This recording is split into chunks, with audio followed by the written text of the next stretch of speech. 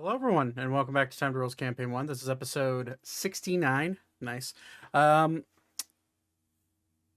a lot going on. We're going to get right into it because there's some combat that we're going to be getting into. And I think it's going to be interesting. Let's just say that. So without further ado, let's do that. Let's get everyone on board. And we'll go from there. These guys need to be updated. Sorry. He has 180 and he has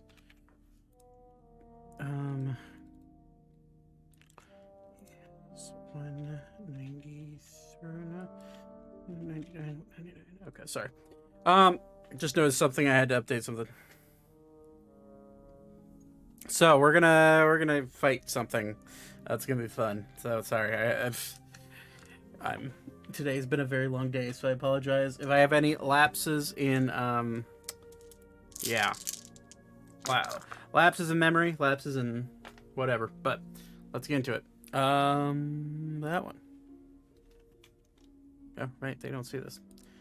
Let's go to there. All right. Okay, all right. So there's a mod for Lethal Company, and you can connect it to your butt plug, and when What you die, the it goes off. What? Why? Why? I think the question is why not? Yeah, right? Yeah, You might, if you're gonna play games, you might as well have a good time. exactly. All right. Well, If your butt plug ain't vibrating, you're not jiving. You know, like Yeah. Is the buzz mean, going? If you start hearing all of us buzz today, There's a now little light buzz still. just What the fuck? put it in deeper. Hold on. Okay. Is your microphone like touching your chair or something? well, it's gonna start touching his dick here in a second. Oh, you're streaming, aren't you, Zach? No, who told you Oh man, Zach, you started already? Sorry. God, my background looks that? horrible. Oops. What the f- That's why I blur mine. Oh, it's a cat toy. I've got a cat in the background. It's Going the disco queen.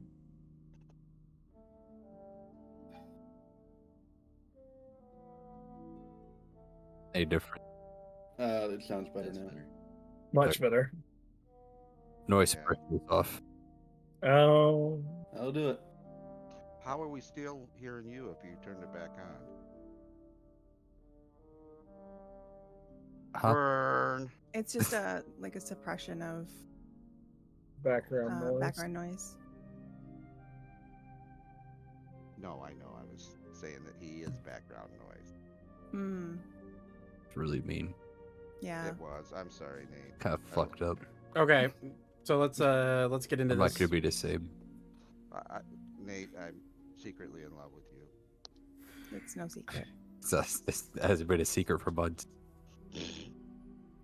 Damn it. Okay. Let's get into this. He's counting. He's counting. If I got to 10, I was gonna add another like 1,000 HP to this boss. So, anywho, let's get into this. Last we left off, after completing multiple puzzles throughout the deeper vaults, some of you, most of you, all of you, almost drowning because of bickering among the group about what was the right course of action in order to clear the statue puzzle. Some of you, specifically Thaddeus, saying that you should put the statues on the ground on the symbols, and some of you also saying that you should put them on the podiums, and it was interesting. Either way, as you made your way through that, the water started to funnel out of the room, and you found yourself into the current room that we are in now. There you found a single arcane lit campfire with multiple sets of bones, humanoid bones, around the campfire, along with some pottery and other weird camp-like things around. The other two things that you found are 2 chests. Ori, you taking a specific interest in these chests, went up and attempted to unlock them. You in the first chest, you found, I can't remember the exact amount of gold. I literally like rolled a random. 5,000. Was it 5,000? Okay. 5,000 gold in there, which you split among the party. And then you got to the second chest where Thaddeus skillfully helped you unlock it and disarm the trap. There you found multiple masks that all look similar to each other, all in a weird, like, almost a hear no evil, see no evil, speak no evil type masks that were very clear depictions of different races of people. After sifting through the night of a long rest, which you guys did take, you were all able to find a mask that matched everybody's face. There you, which you guys did level up, so congrats to that. And after waking up in the morning, you all made your way to a wall of force that was at the north side of the chamber.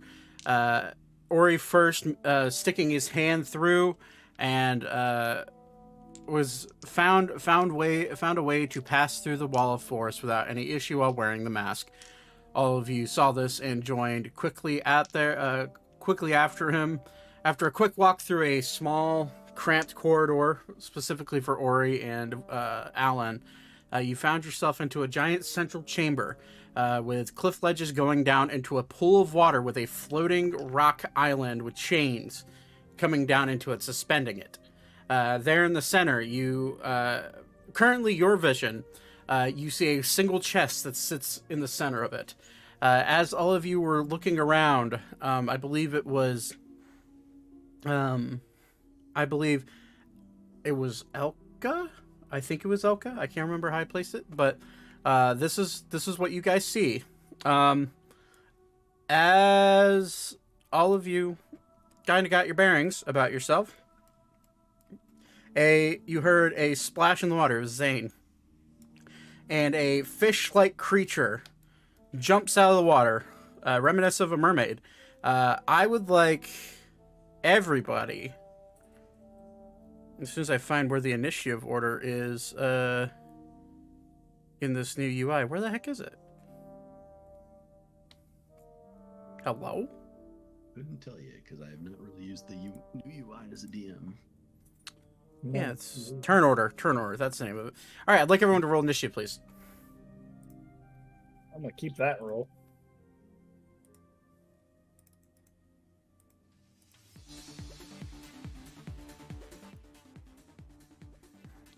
You'll have to add me on there. I rolled by hand, and it was worth it.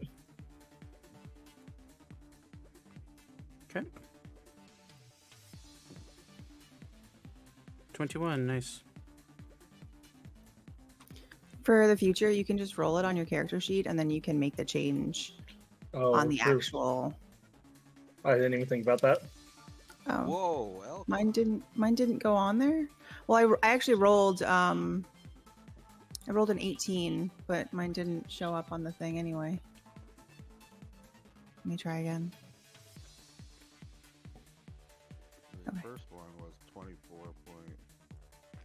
Well, so I rolled a 26 because I have a +8.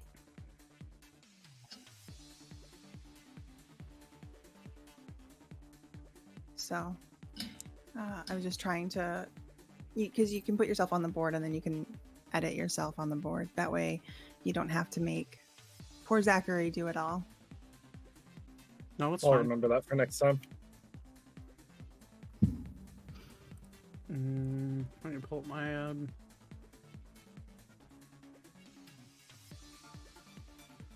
All right.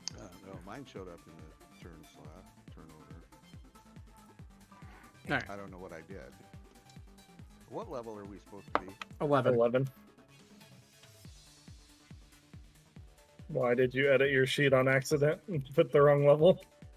No, I don't think I actually had a chance to level my character at all. No, you did. You rolled your HP.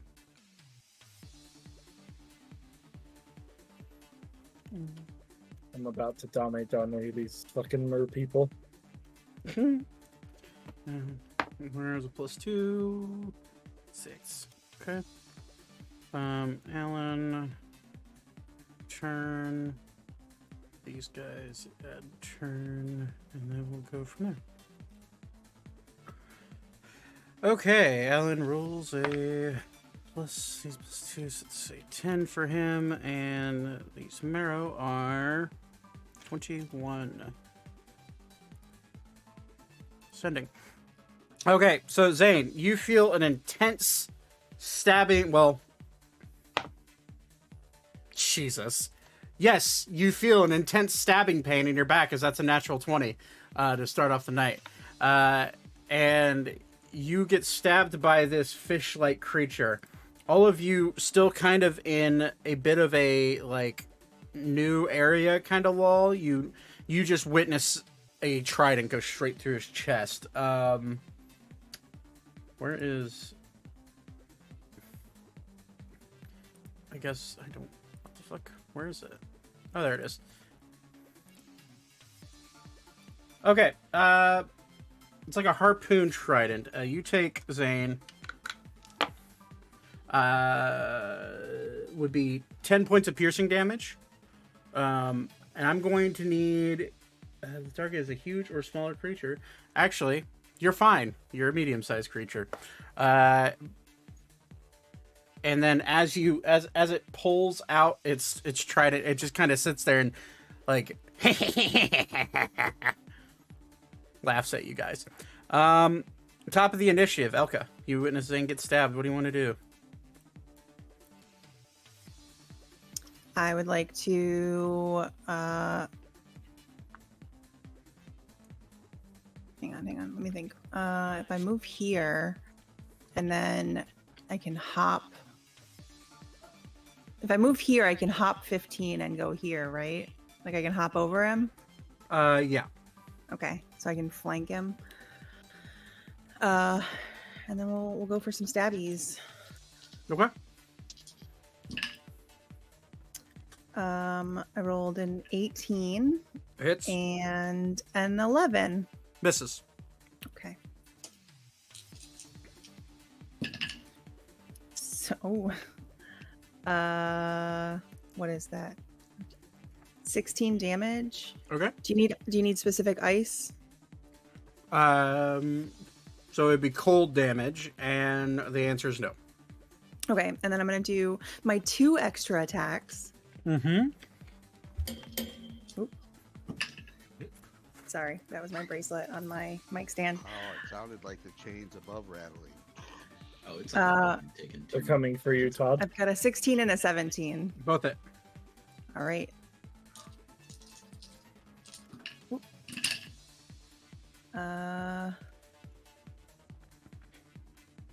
22 damage. 22. And a flurry of stabs. This thing is looking really freaking hurt. I'm gonna stop there, and I'm gonna save my action surge for what I assume to be an upcoming boss. Kind of meta if you ask me, but you know. Yeah, it's metagaming. You have to use it now. Do I? Fucking Yeah, use we'll it. wait. But wait. All right. Kidding. You don't have to. I don't want to, but Then from now on, don't I'm mitigate. sorry. I wasn't. I was just. This does look like a boss room. Mm, Well, it's experience. yeah. We've been in no. enough dungeons Yeah. to know better. Mm. If she sees Thaddeus on the other side from the House of Sterling. I want to let someone else have some. I'd like to glory. stab Thaddeus. Considering for I got a bringing the cool House new of Sterling sword. thing again. Someone else should be able to. Someone else should be allowed to murder this thing. Okay. Can I convince this thing to murder Thaddeus? On your turn, maybe. Okay. Oh, wait. At the Anyone end. want to help? Oh my god. At the end of your turn, okay, assuming you don't want to action surge. I do not. Okay. You hear 2 splashes come out of the water behind you, as well as another. Quite a few start to surface We'll do that one for now. Oh, nope. Don't want to do that yet.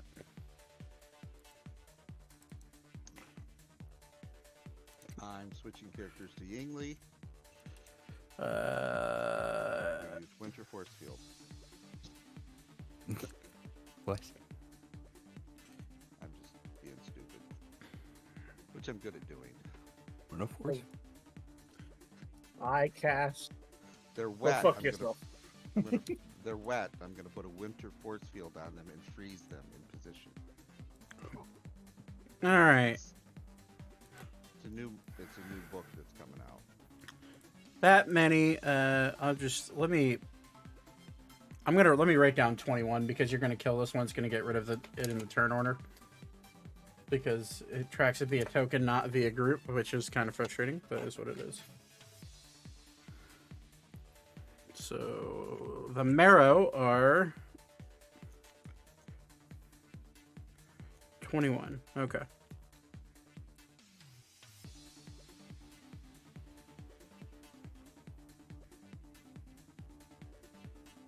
Okay. So they all pop up and they just go. You hear them talking in this weird gibberish that I don't think any of you understand.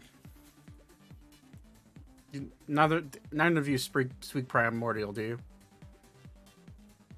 No. Nope. Okay. All right. I don't think Alan does either. So.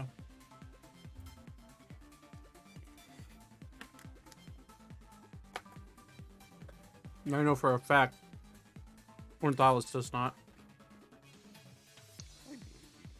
So, end of your turn, Thaddeus. Thaddeus is going to get attacked by cats. Okay, this one is pretty bloody. That's on Elka. Yeah, looking really hurt. Whoa, that's not, I'm going to advance here and use my sneak attack. Okay. No, wait. No, how many attacks do I? You only get one still as a rogue. One. Okay. Your sneak attack damage just goes up as you level up to certain Right. levels. Do I have to roll to hit first? Or? Mm-hmm. Okay. With advantage. Oh, that's right. Advantage. Because it's sneak attack.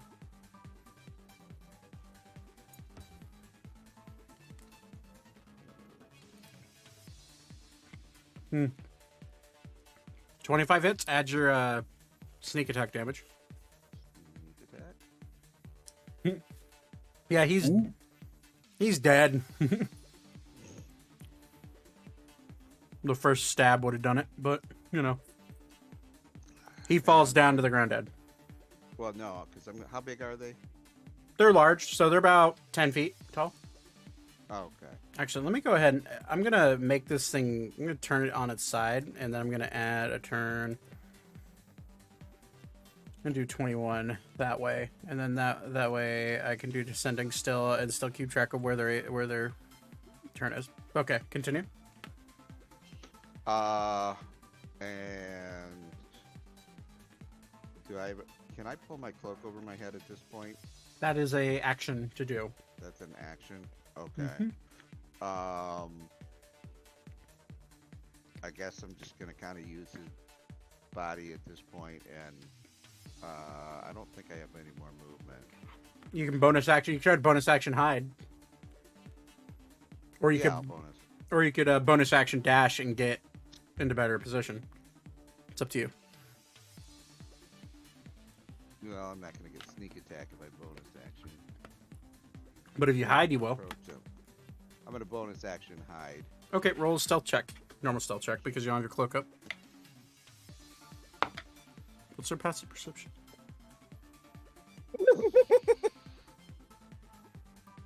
Eating that? Oh my god, I thought that was from before. Jesus. 19. 19? You feel pretty hidden as of right now. Okay, it's now the Marrow's turn. These two from behind are going to immediately flop up and engage with Elka. First one is going to use its harpoon to stab down at you. That's a second natural 20 in a row with this dice. But you don't get critted, so that's fine. That's still going to be 13 points of piercing damage for the first one. Let's bite one with his claw. Harpoon. Okay. As it stabs into you, it's going to go down and try to bite at your neck as well. That's not going to hit you, I don't think. That is a third date thing. Thank you. 16 to hit. 16 does not hit. Okay. Second marrow is going to run up on you. That's a natural one for the trident. Is So- it gonna slip and fall on its own trident? That would be amazing. High or low? Low. It does not. Damn it. The one time you roll high. Not much higher. I only rolled an 11. Damn. Okay. As it swings wide and you kind of dodge out of the way, it is going to go for a bite at you. That is a 24 to hit. Ugh. Yeah. Okay. The bite, that is a D8. 6 more points of piercing damage. That's their turn, at least those two. What's the distance? Okay. Cool. You're going to see these two walk up quickly to both sides of this rock, and they're both going to fling harpoons at... one's going to go at Beep, and the other one's going to go at Ornthalis.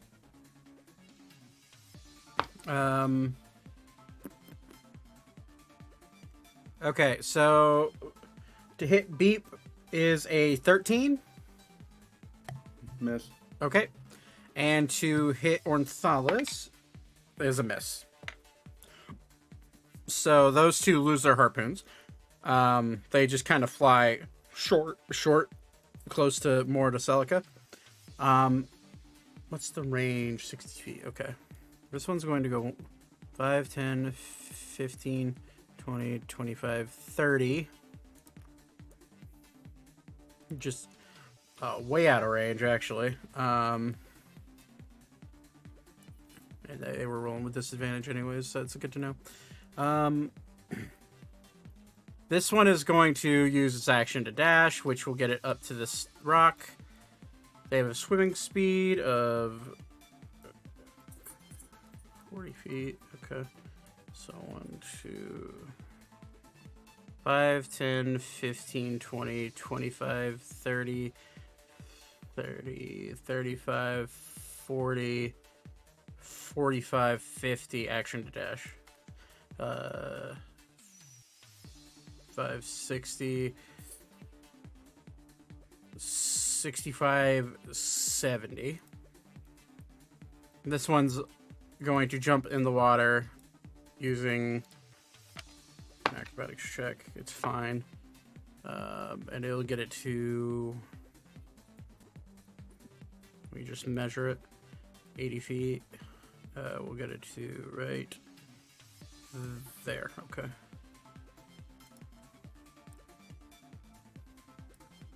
Ish. Right there. This one's also going to jump in and get to like right there with using an action to dash. This one's going to runs about there for an action to dash. And that's going to end the Marrow's turn. Zane, on your turn, I'd like you, before you do anything, I'd like you to make a perception check. God, my perception's not that good. Well, that roll was good, though. Go away. Check. That's my modifier there. 20. Mm-hmm. Good. So, you go to look and like you go to assess the situation of the battlefield as you like kind of look over this dead Marrow in front of you. You look to your left out at the floating rock and you do see a figure standing out there looking like they're charging up a some sort of spell. It's this looking weird fish looking dude. Kind of has tentacles for cheeks.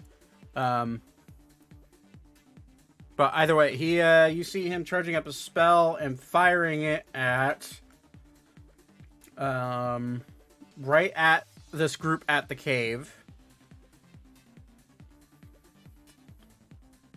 And okay.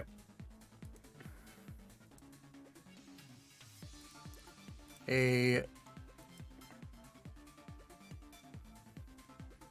stark shroud of black hits right there, and magical darkness envelops all of the group right there. And then he's going to, that's going to be, he attacks on the mayor's turn. I don't know if you got that.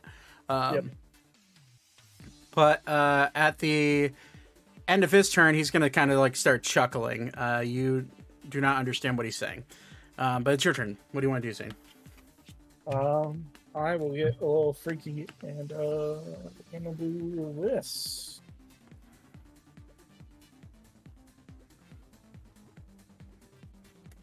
How far out are those ones in the water? Like 40 feet, Nothing. 50 feet.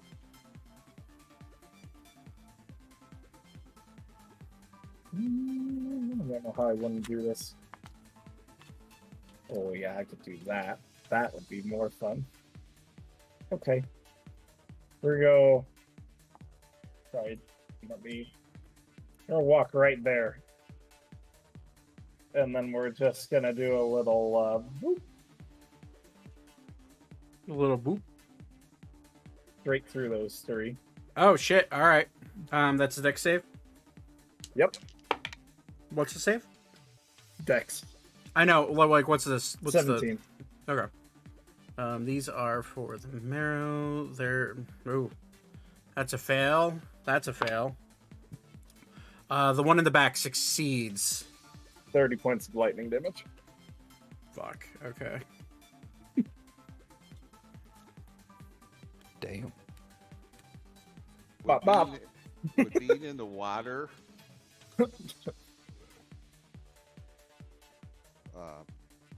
Shocking. impact is Mm-mm. light. Shockingly, no. Actually. It's probably enough water that it wouldn't do shit. So But all right, 30. Yep. Shit. Okay.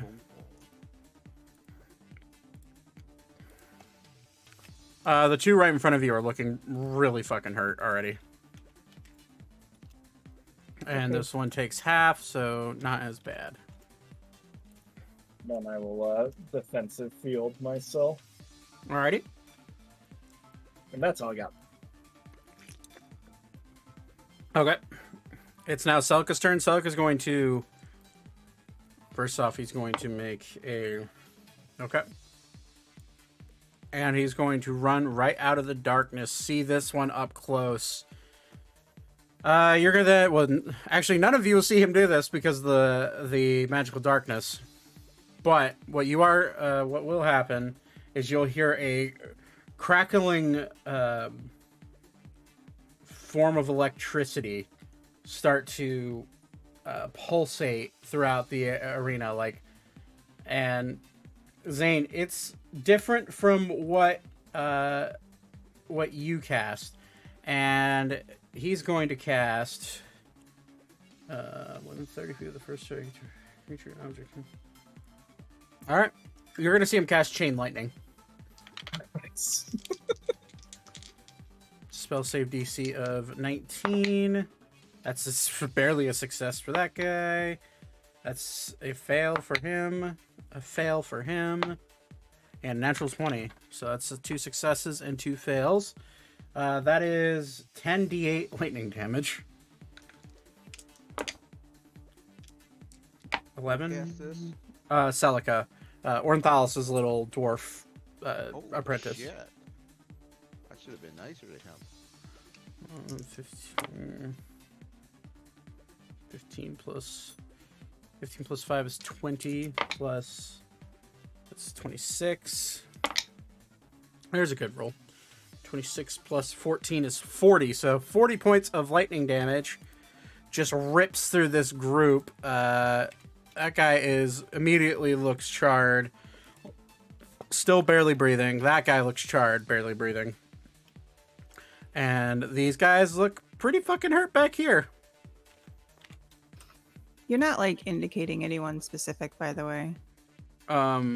Oh, yeah, sorry. The audience can see what I'm talking about. But either way, so Audience, what's going on? well, sorry, I forgot that you guys don't see my DM screen. This guy, these two right here are injured, like really fried, and these two back here are both injured. So the two closest to Celica are looking really, really hurt. Although none of you can see that. At the end of his turn, he's going to literally just take a step back into the darkness and be like, I did my damage, and he's going to be quiet. That's the end of his turn. Weaver, what would you like to do?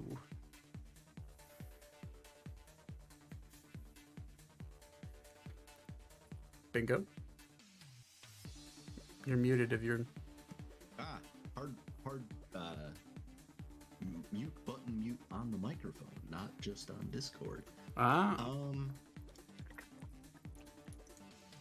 Other than in the magical darkness, how brightly lit was this room? You could see, if you had dark vision, you could see dimly up to 60 feet away.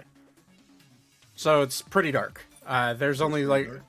Oh yeah, only like a slight glow coming from the very center of the room at that where the chest is in the center. All right, cool. I'm gonna shed some daylight on the subject. Okay. Spell that created the darkness is dispelled. How about that? Yeah, it's a 3rd level spell. Yep. Yep. So darkness just goes bye bye. Which I will just click and get rid of. And now the tip of my spear is shedding light. Okay, we will. I got this. Hang on. There you go. That works. is Right. You do see all of the marrow shield their eyes. Oh, excellent. As it hits them, not out of like it hurts them, as in this much light at once for cave dwelling, ocean dwelling creatures is not great for them. Yeah. Do that. Oh. Okay, so I have bright light, dim light, and that is my action. So, Okay. I'm just gonna take a step a little bit back, and you know what? I'm gonna stay right where I was, Okay. and that'll be the entirety of my turn. Sounds good. All right, Ori, what do you want to do, buddy?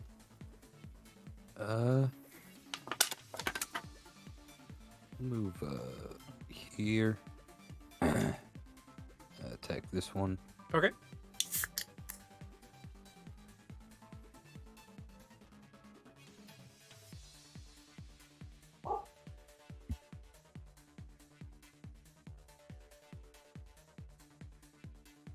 Uh, 19. That's a crit. Just if you want to roll damage, that's fine. I'll roll it just for funsies. He's got 5 HP. I got my calculate.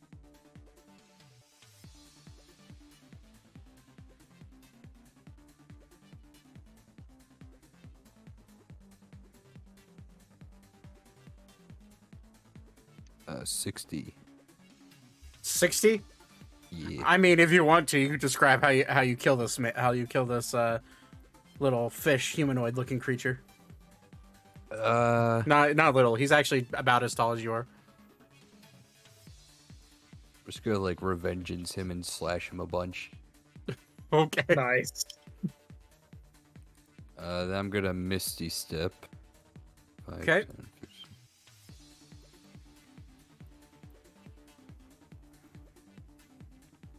think I have. Can I stay on this rock? Yes, it's Like from right here. that rock's probably about chest high to you, so you'd have to climb up, but yeah, you could use your movement to get up there, no problem. Okay. And then I'm gonna attack this one. Okay.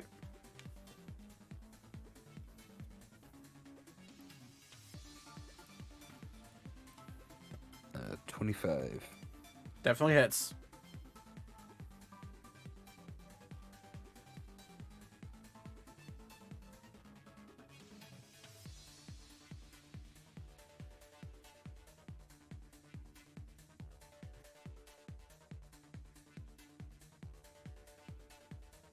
Uh, 39 damage.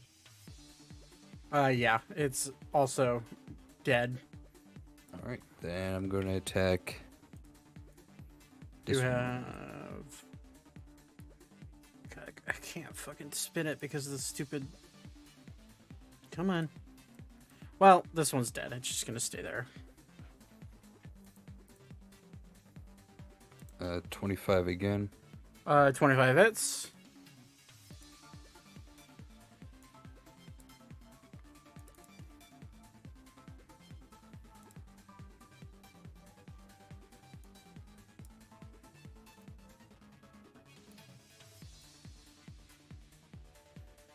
Uh, 43. This one also dies. And that is it. Okay. So you all watch Ori do Ori things as he as he rushes ahead and just starts bisecting fish creatures. Okay. Well, that's Alan's turn. Do I have fish cuts on me? Yes, you do. Do they smell? Yes. Hell yeah. And actually, for the first time in a while, I would like you to roll a wisdom saving throw.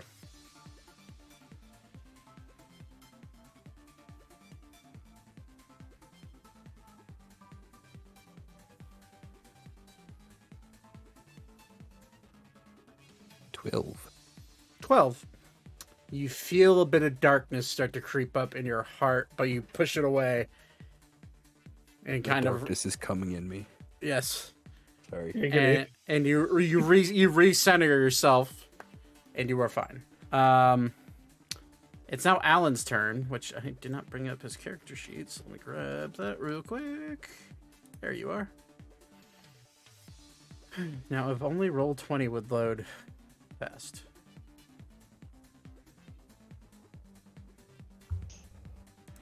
There we go. Okay. Alan is going to look around and be like, well, shit. And he's going to see the ones in the water because of the daylight spell being spread by Vuivra, and he is going to. That sounds like an Alan spell.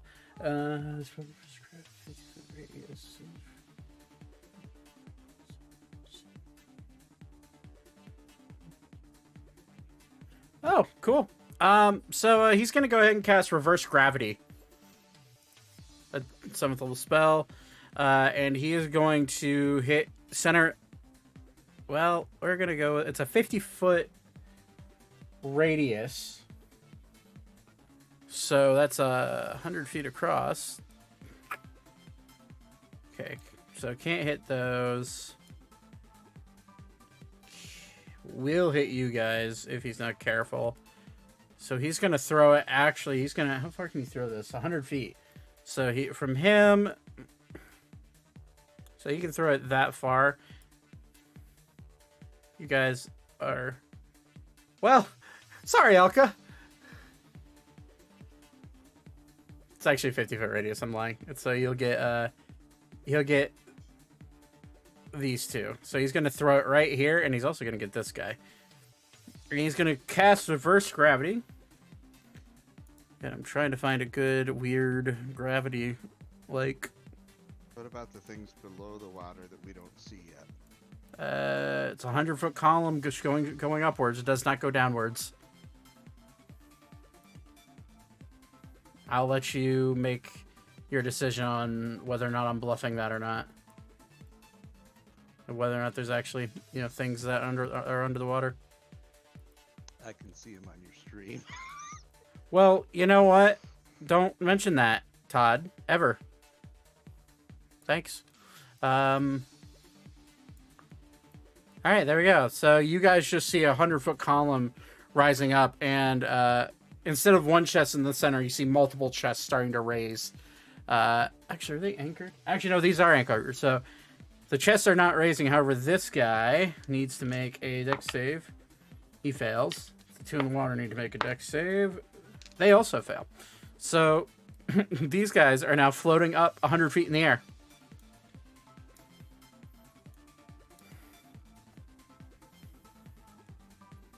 All right, and that is, well, yeah, that's Alan's turn. Beep, what would you like to do?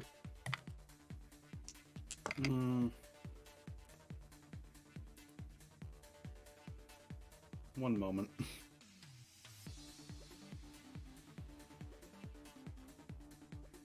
Sorry, I was chewing.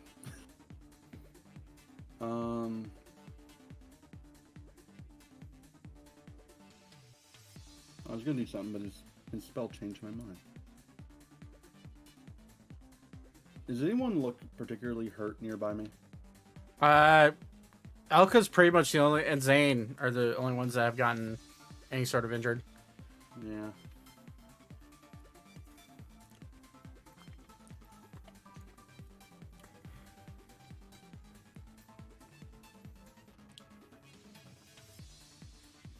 All right then, I'll just do I'll do mirror image on myself. Okay. So three beeps spread out, which is always a terrifying thing for me. And also, I'm going to I think I have the distance for that. Let me check real quick.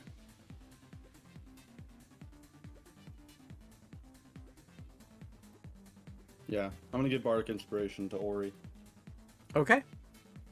Take your D10. Yeah, I'm pretty sure it's a D10 right now. Yeah, it's a D10 at 10. All right.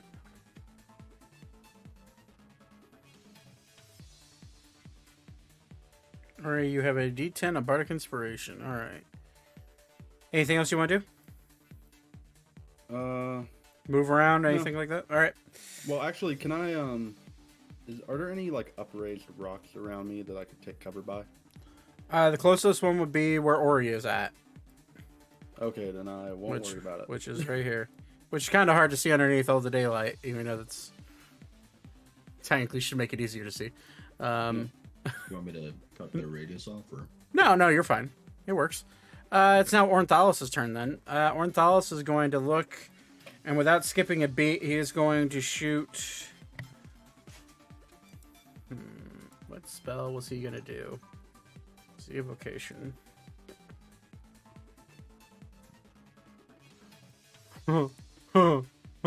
That sounds like a fun time.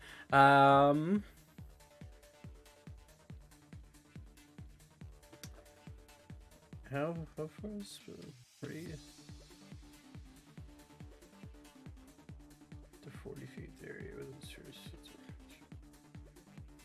No, we're not going to do that because that would really fuck up some stuff. Yeah, he's just going to cast a lightning bolt at, we'll say at 5th level. No, we'll just do 3rd level actually, and he's going to hit this guy right here, and he's also going to hit this guy because I believe that would be within range. Let me double check.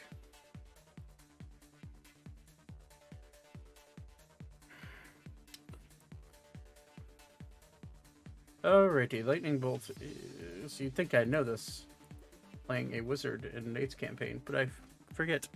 So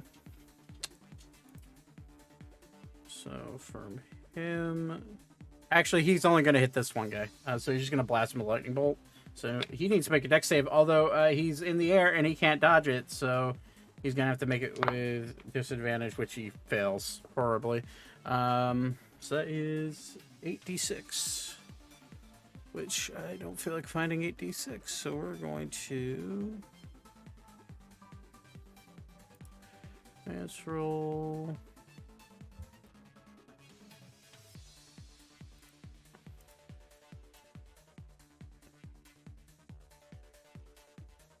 I'm confused. I'm not trying to roll d20. Flash roll, whatever amount. No, yeah, duh. I'm being stupid. Slash roll. Damn, that sucks.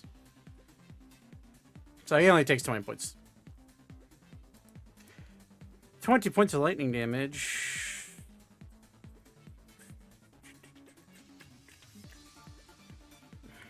I'm typing in what I want, but it's not doing it. Okay, so that one gets shot by a lightning bolt. Ornithalis is going to be like, well, that didn't work as well as I wanted. And it's going to end his turn. It is now Alera's turn, which obviously Alexi is not here. Alera is going to follow in the lightning footsteps of everybody else, and I think she's going to, as soon as this loads, I believe if she can, it's 120 feet. Yeah, she's going to call lightning in this 120 feet away from her, so that'll be... She's going to center it right there. Mm, 10 feet tall. And she's going to just cast it right on top of them. And it's in a 60-foot radius, so it will also get that guy. I'll get all of these guys. So they each take 3d10 lightning damage.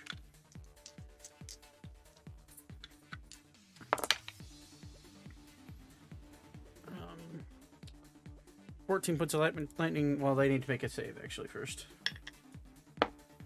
That's a success on... Well, no, disadvantage. Failure. That's natural 1. That's a fail. And also a failure. So all 3 of them fail. So that is 14 points of lightning damage towards this guy.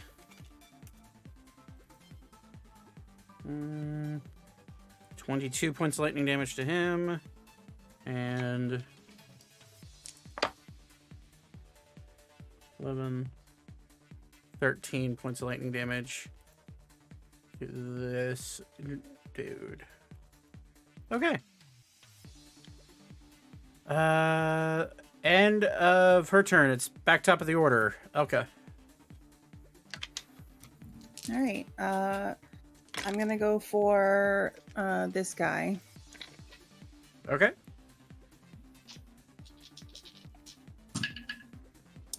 I've got a 16 and a 19. Both hit.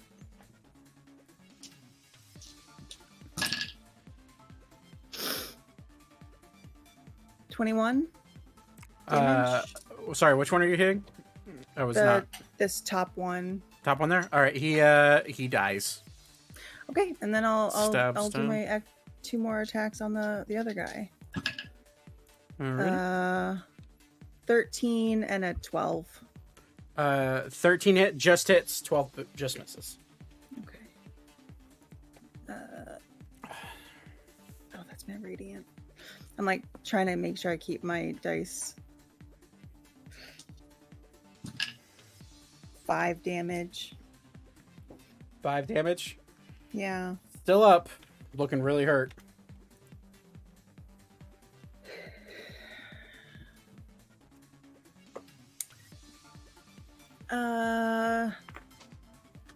I don't think I can get to any of the other ones. If I use my action surge, I wouldn't want to waste it. Mm-hmm.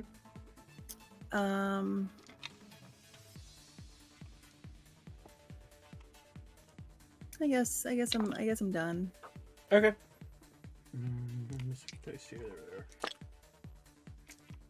Alrighty. End of your turn.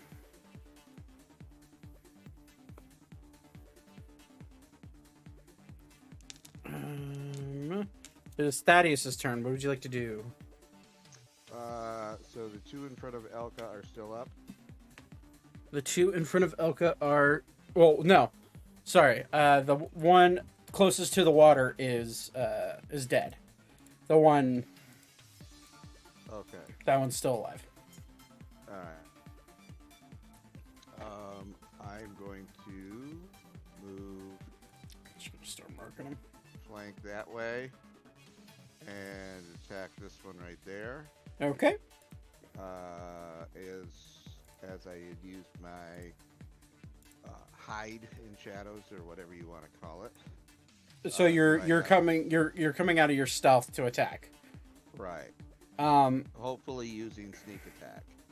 So I'm you would get sneak attack anyways because it's already engaged in combat with Elka.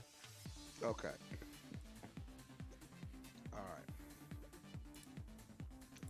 So attack.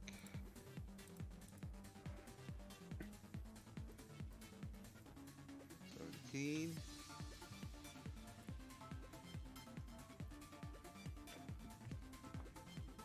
17 to hit? Yes. Sorry. Rapier damage. And sneak attack. Yeah.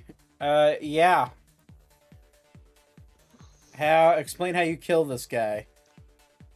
I am going to put my hand on Elka's shoulder. I'm gonna... Uh-oh. He froze. Yeah, he cut off too. the air straight down to stirring as I penetrate. Okay. Todd, you just froze completely there on our screens. And it just like it caught up to your current state. It was like but I heard you. Okay. All I heard was penetrate. I heard penetrate. Yeah. I did hear penetrate. That was something On theme. Yep. Okay, so to repeat that, I am going to put my hand on Elka's shoulder, jump up in the air, and then stab down through its head. As it's penetrating, I'm going to stir like I'm mixing a solution. Okay. When you're doing that, you notice where their brain would be is remarkably hollow. That's fine. It just... I'm Thaddeus from the House of Stirling. I overreact. All right. Any bonus actions you want to do? I am just going to hide again and move maybe over here and then hide. All right. Roll stealth check. Stealth check.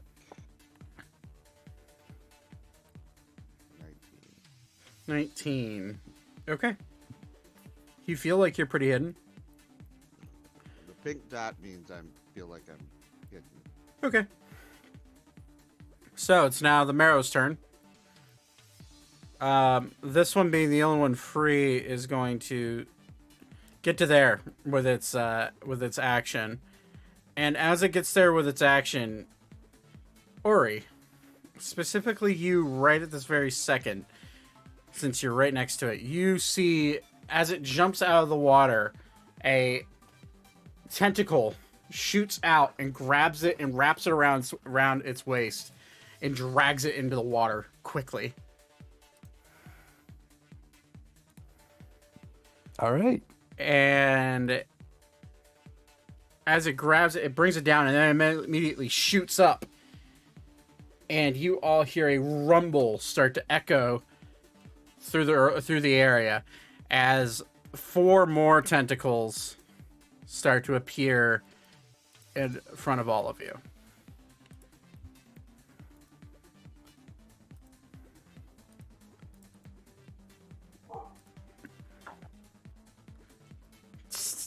Brett, stop it.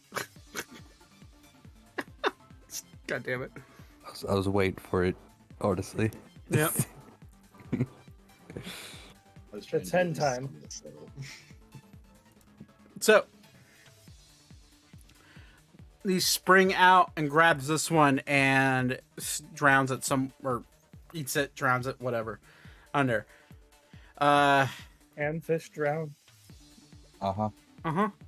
They actually can, but and we'll go ahead and add their turn, which I have their turn 20.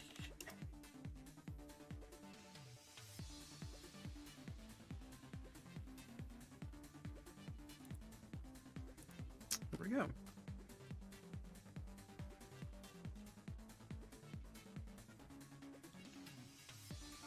So it's Marrow's turn. Sorry. Let me see. Okay.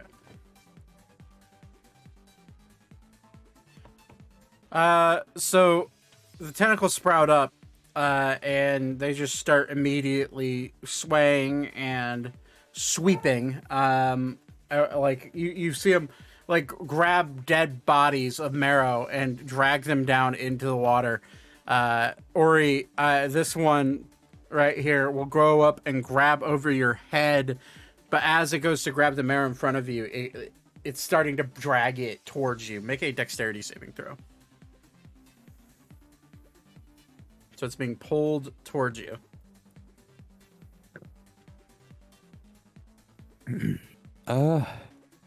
18. 18. That's DC. You are able to just hit the deck as it grabs it and flings it into the water. And this one goes in. This one goes in. No, that's not what I want, actually.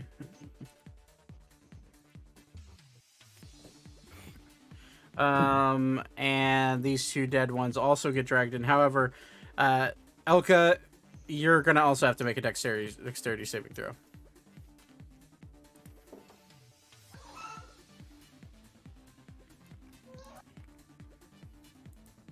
Oops, I deleted the wrong thing. 23. 23. You were able to easily duck down out of the way. There's the tentacle. Now you see why I had to hide them, because this is the size of them from the PNG. There we go. But I didn't see anything. yeah, you're right. You didn't see anything. Because if you did, I'd have to perma kill your character and then make you eat your dice. Okay. Well, there's only one Marrow left. Well, technically 4. This one's going to, in a panic, run towards you, Ori, and try to jump on top of you and claw at you. What a jerk. Yeah. I agree. That's a 24 to hit. He killed his friends. Yeah, it hits. Okay.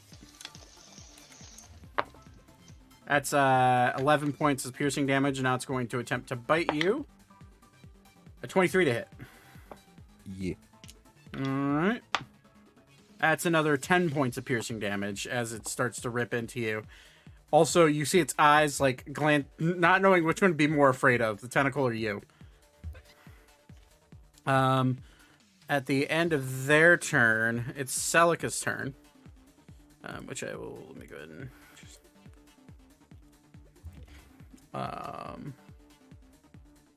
Celica's gonna be like, god damn it. And, God, which one? True. The one God's damn it. God, Jesus Christ from the Lord. village. Actually, these Marrow need to make dex saves, see if they get out of the gravity. That one fails. That one succeeds. So this one falls back down into the water. So we'll just say it's grounded over there. And then that one succeeds, but it's falling 100 feet down onto concrete. This one, or onto a rock. So it is going to take 9d6 falling damage. Jesus. That's 18. 30. Son of a bitch. Okay. That's 43 points of falling damage.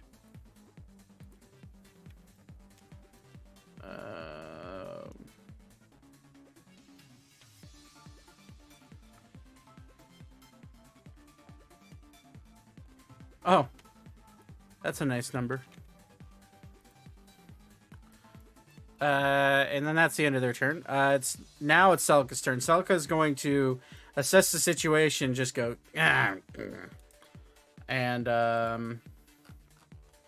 he's going to cast.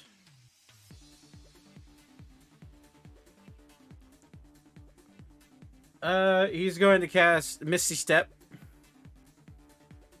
and poof his way 30 feet, so it would be right there. Poof, right there.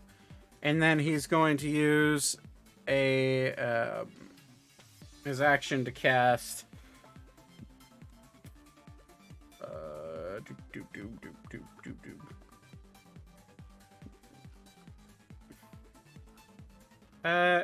what the fuck?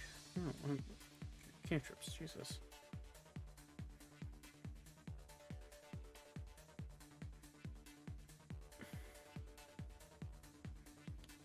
He's just gonna cast Toll the Dead on this one. So it needs to make a con save. What is its con? +2. That just barely fails. So that's a lot of damage.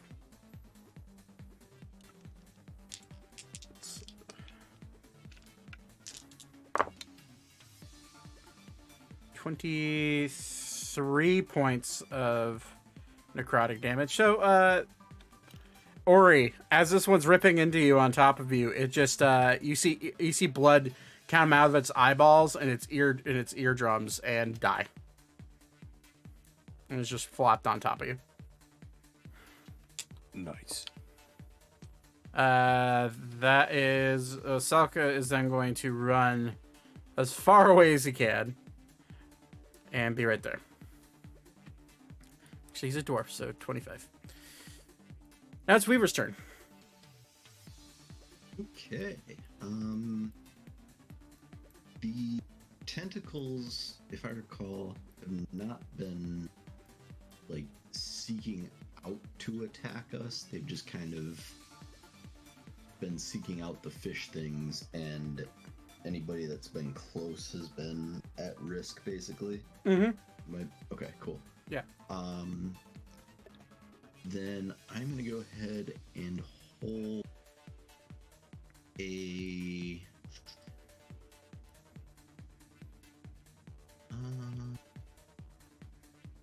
I say that and I'm immediately rethinking. No, I'm gonna stick with what I was doing. I'm gonna go ahead and hold a Scorching Ray. Okay.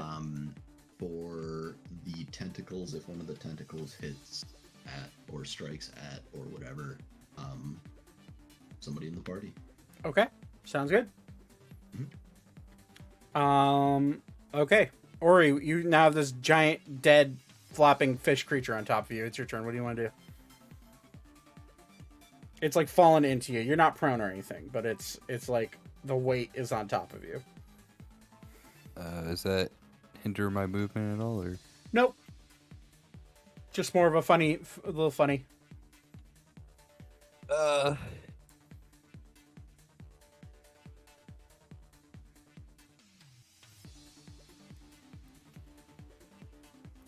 Use my move speed, then Misty Step right here. Okay. How far is the water down? It's about a 60-foot drop. 60-foot drop. Yeah. What the Marrow were doing is that they're getting a running start, and then they have an ability that lets them spring out of water really high. Okay. So. Do Do I see anything else in the water? Currently, now that you're looking at it, make a perception check.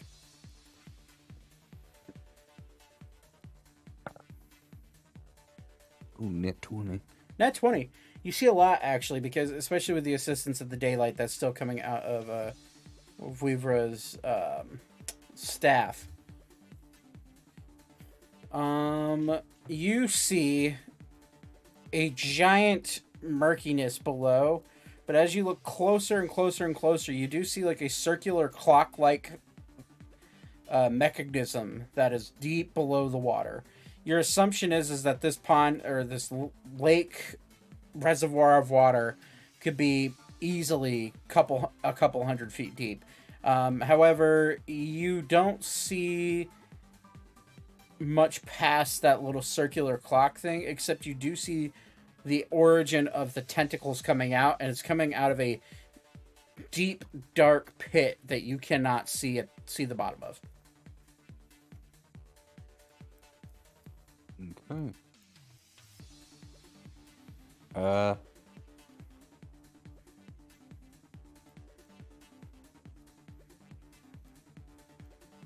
gonna start swinging on this tentacle.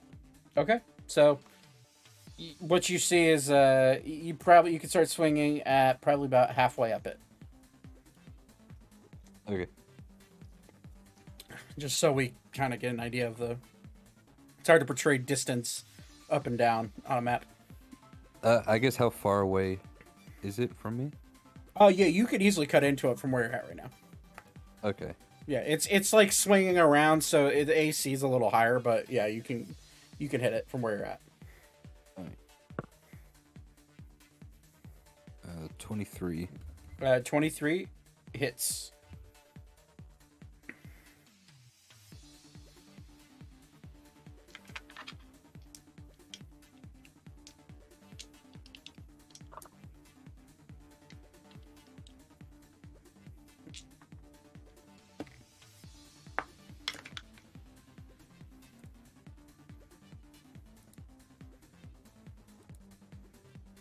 $36. 36, okay. And another attack. 30. 30 hits.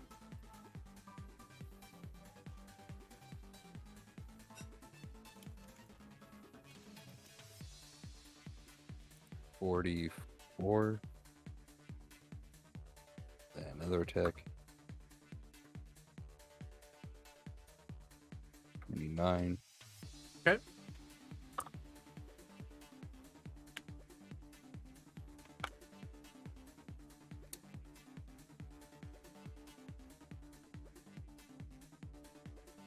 $37. Okay. How is it looking? It's looking like you're cutting into it, but it's looking pretty hurt, yeah, I'd say. I'll stop there then. Okay. So you said 36, 44, and 37. Yep. Okay. So it's 117 points of damage. Okay.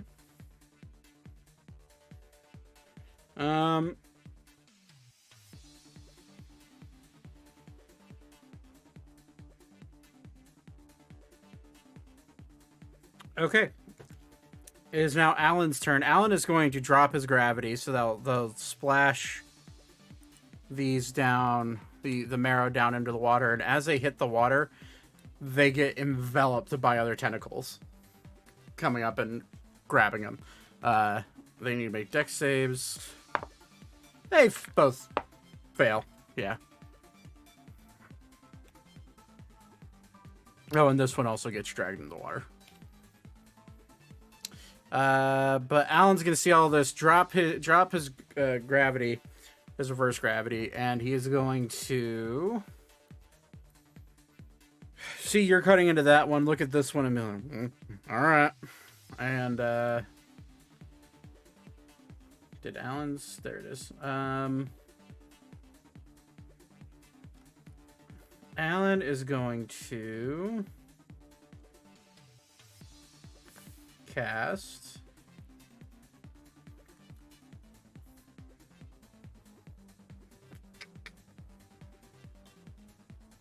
He's gonna look around and notice that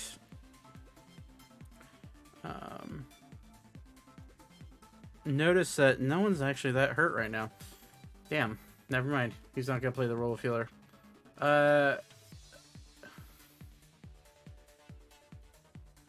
He'll cast Sunbeam on this one. So he'll take a step back, which does provoke an attack of opportunity. It misses as you see a tentacle swing at Alan. So Weaver, if you want to let that scorching ray go, you can.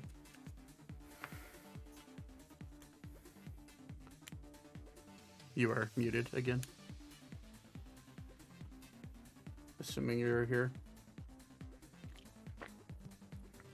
We'll get back to him. Oh, I saw him light up. Is that gonna work? That's gonna work. Let me get another headset on so I can actually hear. I'm having a bad technology day today. I can tell. We're gonna go ahead and 1, 2, 3 scorching rays, all at that. Both hit, or all three of them hit? Yeah. Sweet. We'll go 1 damage. Okay. A 2 damage. A 3 damage. Oh, 17 looks like. Got some ass rolls too. All right. So it's 8 plus 9 is 17. Okay.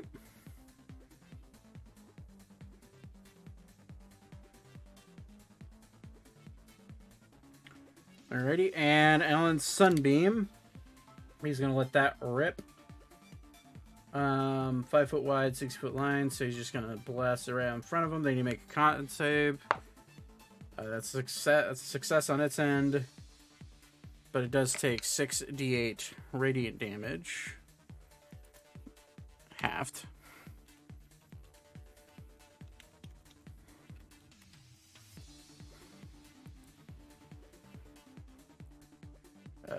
So it's 10 radiant damage at the one. So, all right, and 6 foot line. Yeah, won't hit anything. Kind of a waste of a 6th level spell.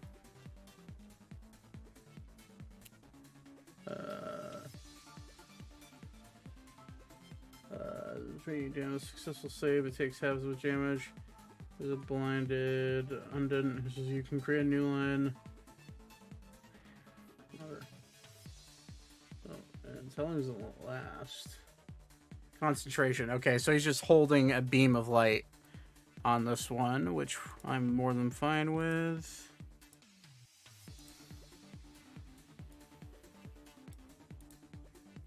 All right. And then that is Alan's going to not do anything for his bonus action. Beep, it's your turn. Okay, question. Is this a like, I know it's the tentacles of a creature, but can I theoretically see the creature or not? No, you cannot. Okay. You can only see these arms. You cannot see its body currently. Okay. Like its actual body. I'll do Cone of Cold. I'll do it out, like, away. Okay. And where are you aiming at? At the tentacle in front. Okay, so the one that Alan's blasting with a sunbeam. Yeah. So you're gonna step forward and Cone of Cold. Okay. That's a dexterity saving throw or a con save? I can't remember. Con save. That's a fail. Okay. That's a natural 2. Then we do 26. What's your spell save DC? I just looked at their con save. 17. Okay, yeah, it does fail. Just making sure. 26. So 26 points of damage. Okay. And out of curiosity, since it is a cold attack, does it do anything to the water below? It does start to free. Well, so the cone of cold's a 40-foot cone. You have to realize 60-foot cone. But it's it would spread down and start to freeze the water, only on the surface level though. Yeah. It I was is. thinking maybe that would disrupt the tentacles movement.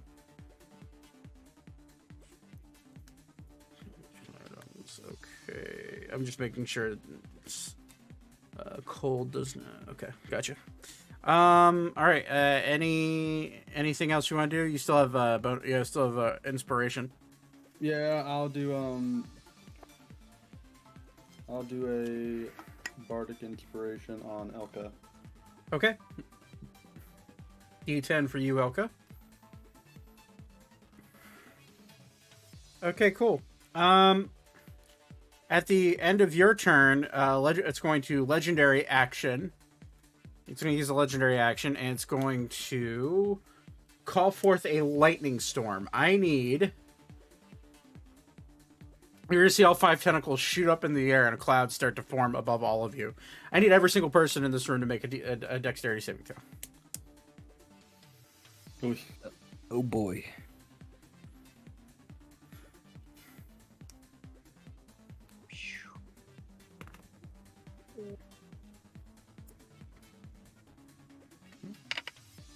Roll for... That's a fail. Alan's just barely succeeds. Alera fails. Norn 24 Salas gang. fails. Okay. 24 gang. Does Todd pass or fail his? Todd fails. I'll buff it by 5. He then just succeeds. You're welcome, Todd. Thank you. Anybody who rolled underneath the 23 fails. Jeez. Welcome to the Thunderdome, motherfuckers. That was pretty good. I appreciate that. And I'm +9. Son of a bitch. I'm so sorry, guys. I just did it. Never mind. What is it, like 20 d20 and we're dead? No, I would never do that. Not yet. You would It's do okay. that. You're looking at your TK. 20d20 right now. I know it. You are all with No, me. I actually rolled the wrong- Party kill. I rolled the wrong dice, which sucks, but that's fine. Oh, that's still really bad for you guys. Fuck.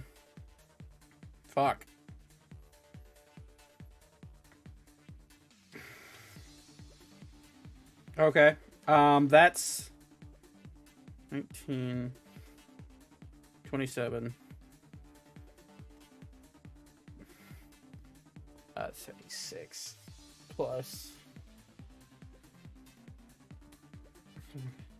6 plus 20. It's for those that failed to take 56 points of lightning damage. Ow. Those who succeeded take half that, so that would be 28.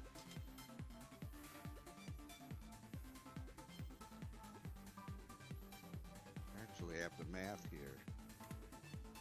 Always have a calculator. Mm-hmm. So when my phone stays right next to me. Oh, that's what I'm doing right now. I'm chugging Red Bull because this is going to be a fun fight for me. He's Until locking you in. roll like 4 nat ones in a row. Hey, don't curse me like that, Austin. For your hubris of having a giant fucking legendary action that halves our health, you get 4 nat ones for karma. What was the damage? 56. Like, to anyone that failed, that's basically like, well, for me, it was more than half of my health, and I was at full health. Hey, listen.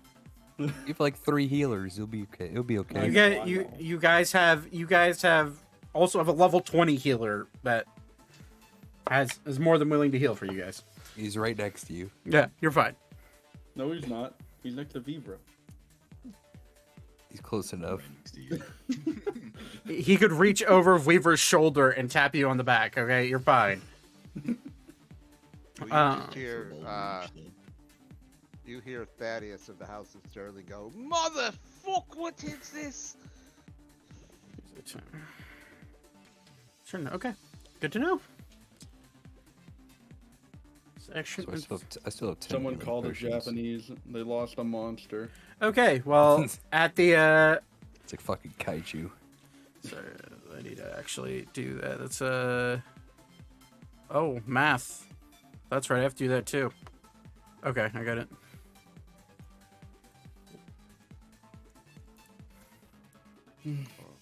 Just so you guys, somebody remind me in about 20 minutes that I have sausages in the oven. Okay, Todd, you have sausages in the oven?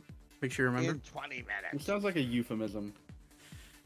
Yeah, it does. It's now Ornthalis's turn. Ornthalis is going to be like, well, fuck this shit.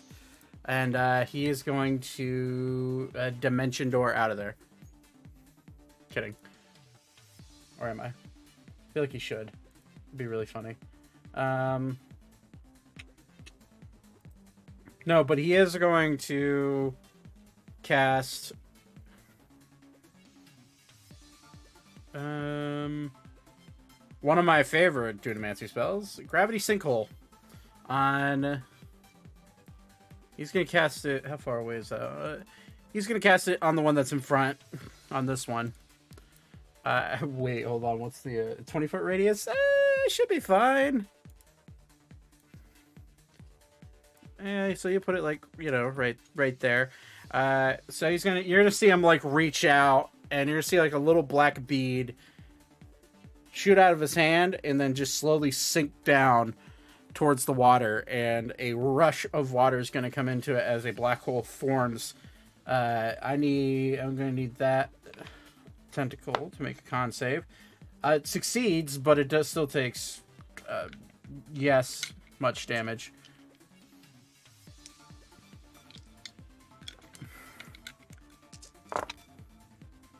Uh, 10, 15 plus 8 is 23 points. Divided by plus 30, so it takes 15 points of damage with a successful save. It's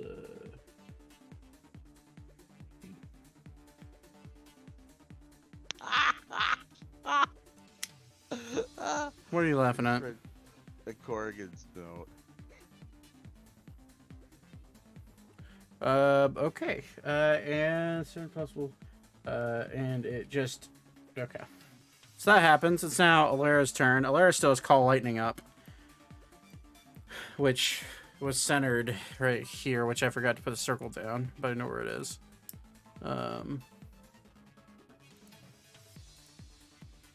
Yeah, we've been this. So does Elvis attack anything? no. So it was right here. So it's barely at where the tentacle is. We're gonna say it'll be just inside because of its size. So it needs to make a dex save. It succeeds. And that guy needs to make a dex save. He fails. So that's another. It's another big one from Lara.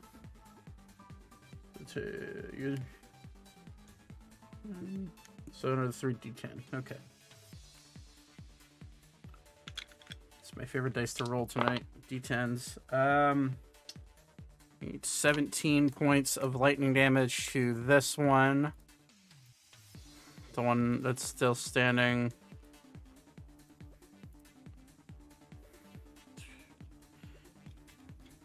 It's looking kind of hurt, and you're going to see a lightning crash down into the tentacles and do absolutely nothing to it.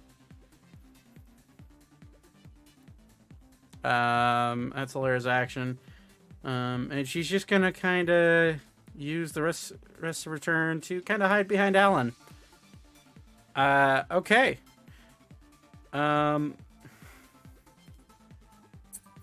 At the end of her turn, you are going to see Ori. I have a quick question. Mm-hmm. I Uh, have a quick answer. Was that call lightning damage? Yeah. And it did nothing? It did nothing to the tentacle. Yeah. Was that because it was immune or passive save? Because my weapon is lightning. It is immune. I did not Okay. realize the. How many times did I attack? Because we can just take the average off. Because I don't remember the numbers rolled. Neither do I. I didn't even think about that. Attack 3 times, so it's 12, I guess. Okay, it's fine. I'll just I'll add 12 HP to that one. Thanks for asking, because honestly forgot it was even immune there. I forgot to. Oh wait. I didn't attack with the lightning weapon. Oh, that's right, you didn't. That's why I was like, Never mind. you would have brought it up. That was the radiant. Yeah, that's why, like, you normally would bring it up. That's why I didn't even think about it. Okay. Sorry. Yeah, you're fine. So at the end of Lara's turn, before the top of the round, you guys are going to see Ori, this one that you've cut into. It's going to attempt to hit you with. It's just going to smack you. Oof. That's a natural 20. Dang it. So let me roll that damage real quick.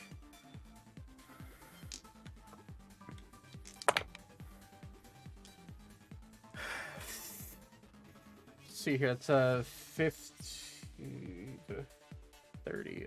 It's 40 points of bludgeoning damage to you. And I'm gonna need you to make a. I'm gonna need you to make a acrobatics check, because it's going to try to grapple you against its athletics.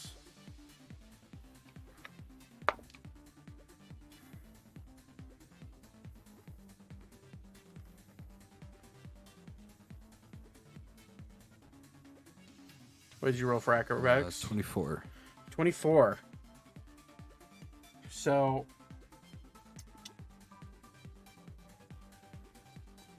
it also rolled a 24. So I'm gonna say roll again, but it's hell of it.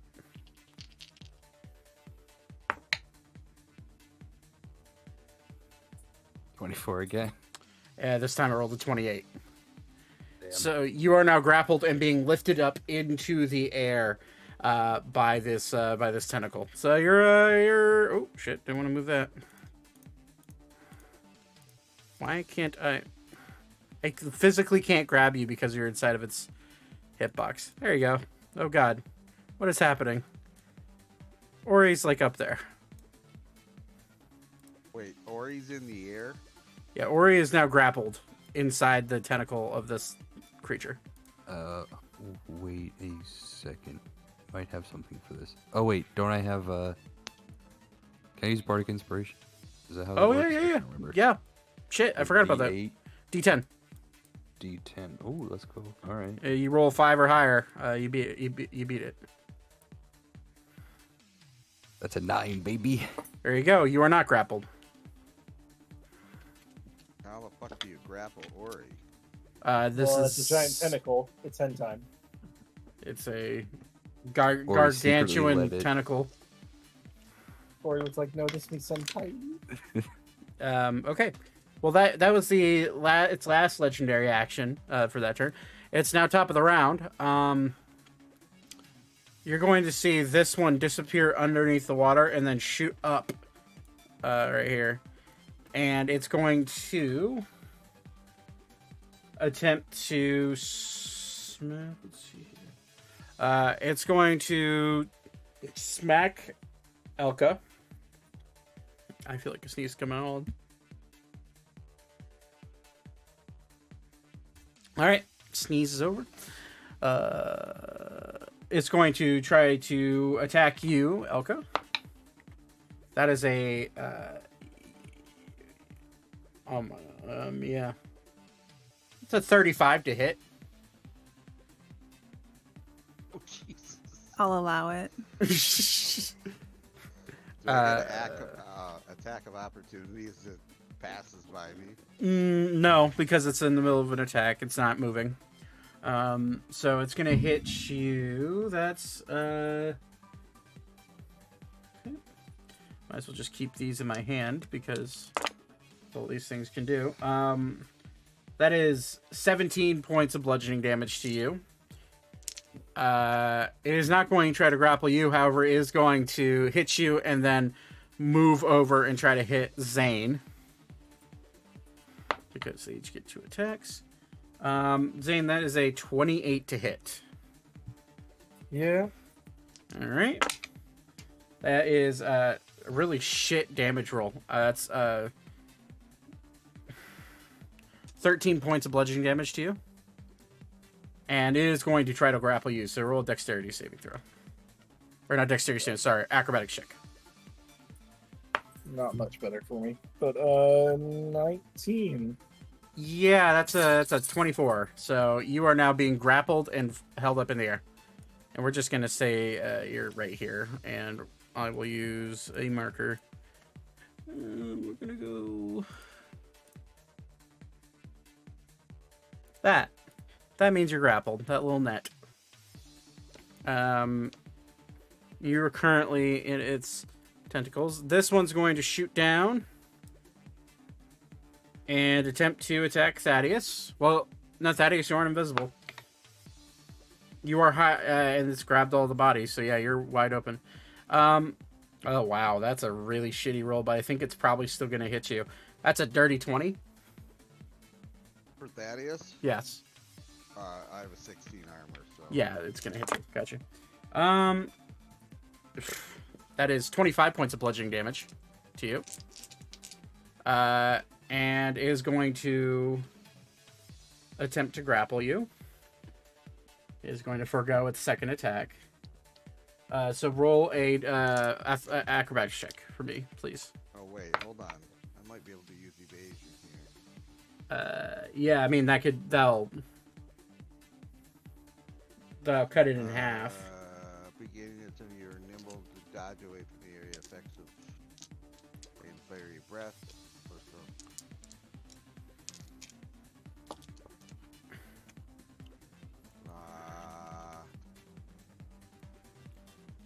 Evasion is when you're subjected to a effect that no, it's if it's a dexterity saving throw.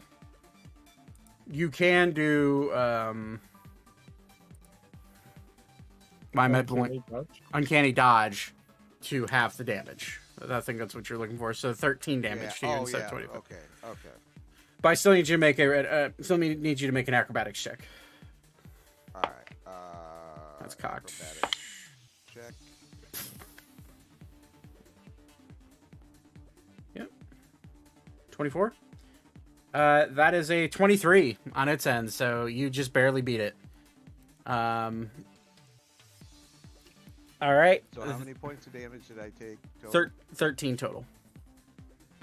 All right. This one is going to... The one that's actually kind of really hurt is going to swing down and attempt to hit... how many of you are there? 5? All right. We'll just roll D6.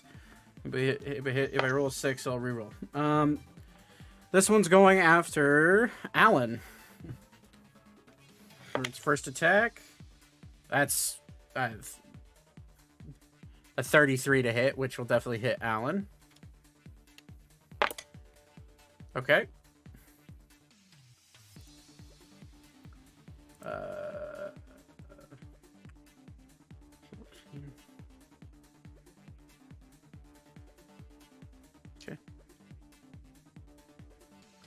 It is going to attempt to grapple him, so he's going to make a acrobatics check, which is for Alan is an awful check for him, but that is an 18 for him, luckily. And for holy shit, okay, that's a nat 1 for the Kraken, which if you guys understand what it is now, it's a fucking Kraken. It says in the tentacles. All right.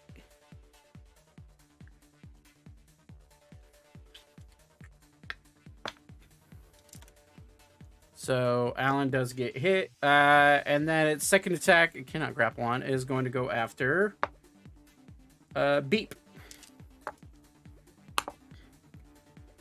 Beep does a, I would assume, this is me just guessing, I would assume a 35 hits.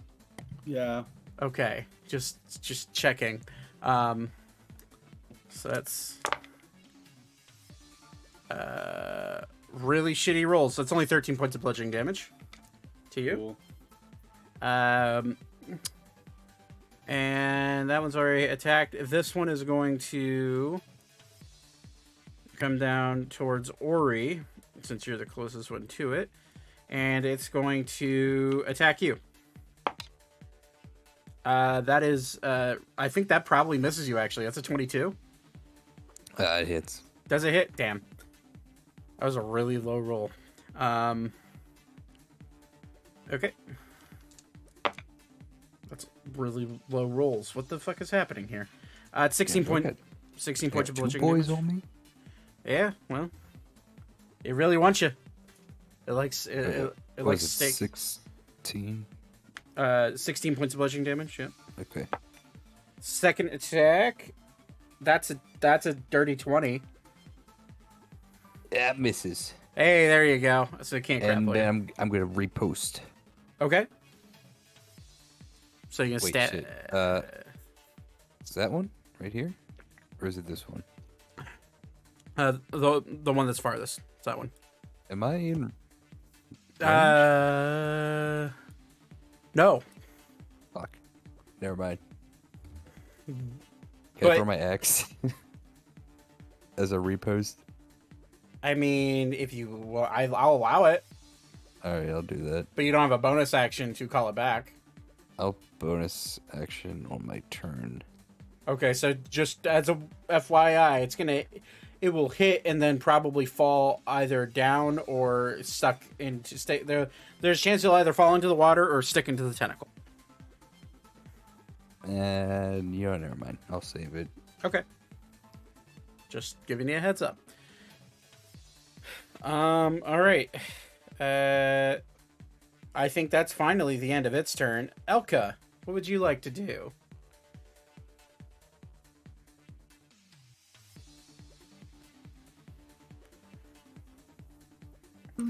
Okay.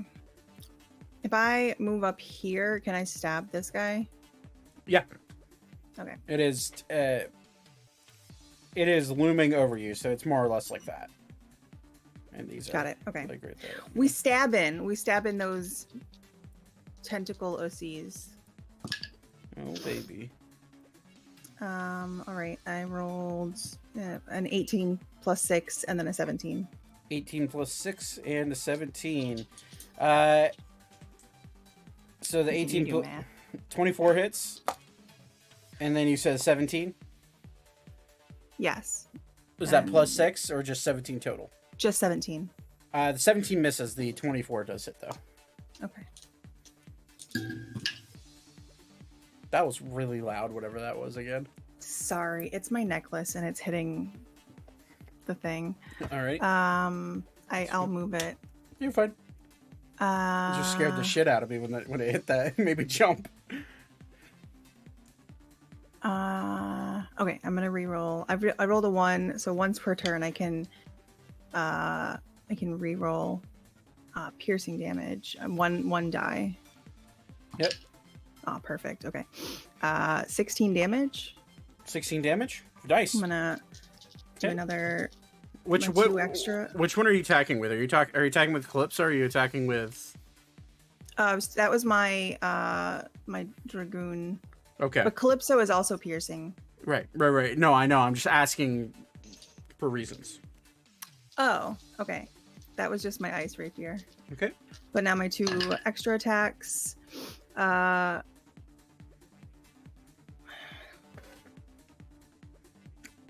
Well, my 10 is not gonna hit.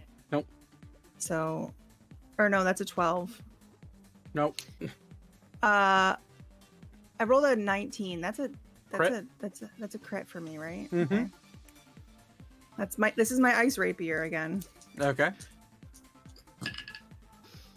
Okay, so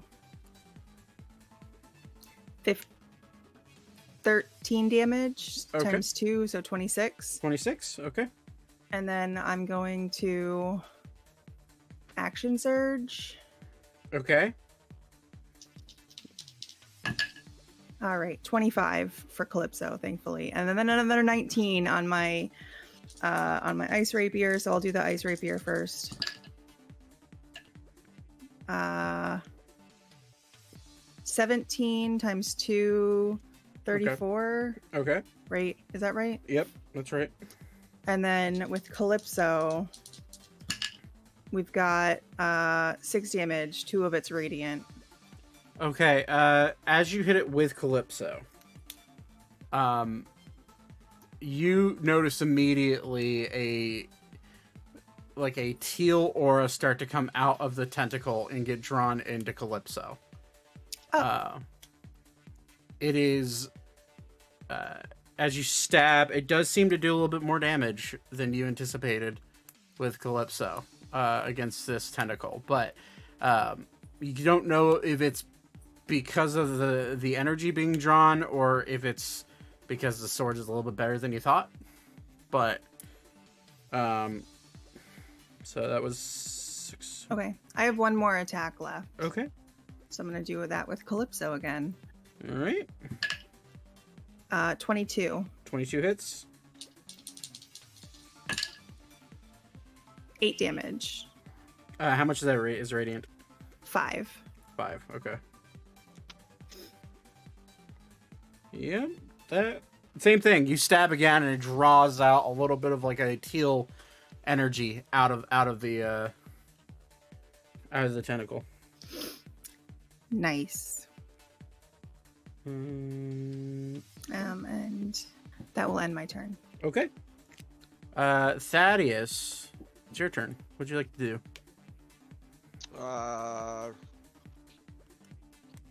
Which is either one of the 2 closest to me looked more damage than the other? And The one that. can I make, Go ahead. and can I make an attack, a physical attack on them from where they're located? The answer to that is the one that's closest to you. So, sorry, let me move you. So this one is looking pretty hurt compared to with Alara just jabbing into it a bunch. Or not Alara, sorry, Elka. God damn it, there's 2 E's. I'm sorry. And yes, you can attack it with either your bow or your rapier if you want to.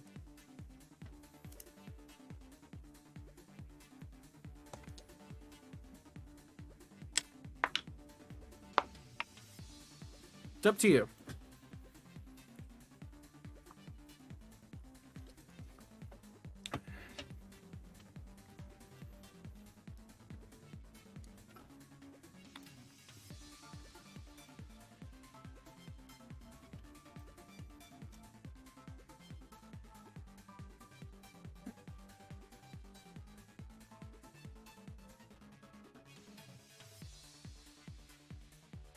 Todd? I think Oh. Discord got weird there for a second. I don't see. He's frozen on my screen. He's also frozen for me. Oh, He's just thinking really hard. I was just like, is he really thinking that hard right now? Uh-oh. I wonder if he lost the internet. DM real quick. Oh. Well, his camera is shut off. He's mobile now, so I'm guessing. Hello? Hi. There you Did your I'm internet on just my die? phone. Yeah, my internet just died. Oh, gotcha. It's coming back here, but I'm gonna do a. Hold on, I think I'm back in.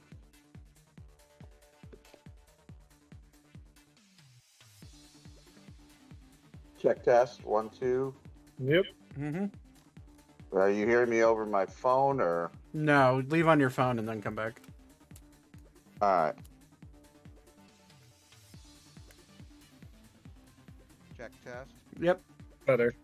Okay. All right. Sorry about that. Perfect timing. Thank you, AT&T. Oh, that was a commercial. I'm sorry. TimeToRole is not sponsored by AT&T. Or Taylor Swift. Jesus. Okay. What an asshole. And there goes your account. Okay, so I'm going to attack this one right here. Okay. And I'm going to use my... Where did my screen? Get back to that screen. Get back to that screen. And do a rapier attack. Boom. 25. It hits, yeah. There's my rapier damage. And there's my sneak attack damage. Okay. Oh, you know what I've been forgetting to do? Your poison? My poison. Yeah, well, that's a bonus action that needs to happen before you make your attack. So, we'll just remember that on your next turn. Okie dokie. Sorry, it's been established for a while now that you need to do that prior. Since you're prepping the poison as your bonus action and stabbing. Right. Yeah. So, okay, so I did 23 points of damage. Okay, 23 points of damage. And Actually, that one's looking really fucking hurt, actually. Alright. and I'm going to use my ball, or I'm going to try to stealth again. Okay. Roll a stealth check. You think you're hidden? Actually, you're pretty confident you're hidden, at least at the... Well, actually, what are you trying to hide behind? There's not much to really... Well, I'm just, like, I don't know, using the environment in the shadows and... Well, there is no shadows since there's a daylight spell going on right now. Well, there's still the bodies of the No, they all got dragged in. tentacles. Oh yeah, the tentacles are there, but the fishmen all got dragged into the water by the tentacles. Okay. Well, So- I'm attempting to give myself an advantage, or the sneak attack on my next attack. Right. So you're stealthing and trying to walk away. Okay, that's fine. You can stay there. You definitely think you're hidden, based off of that. At the end of your turn, though, Zane, Yep. you are currently grappled by this tentacle, and with it feeling pretty damaged, it is going to use its legendary action to fling you. So, what I need you to do, and let me pull up this. I'm gonna need to make a dexterity saving throws. It's going to just throw you. Nat 20 Damn, it's gonna throw you straight to the ground. for 23 total.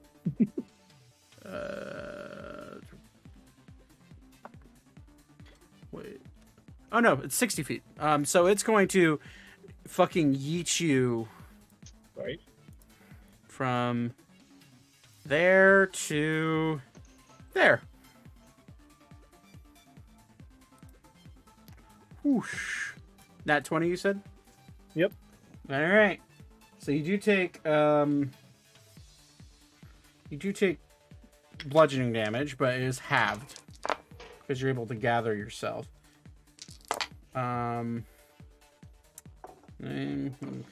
Let's you take, it would be 18, but you take half, so 9 points of bludgeoning damage as you get flung.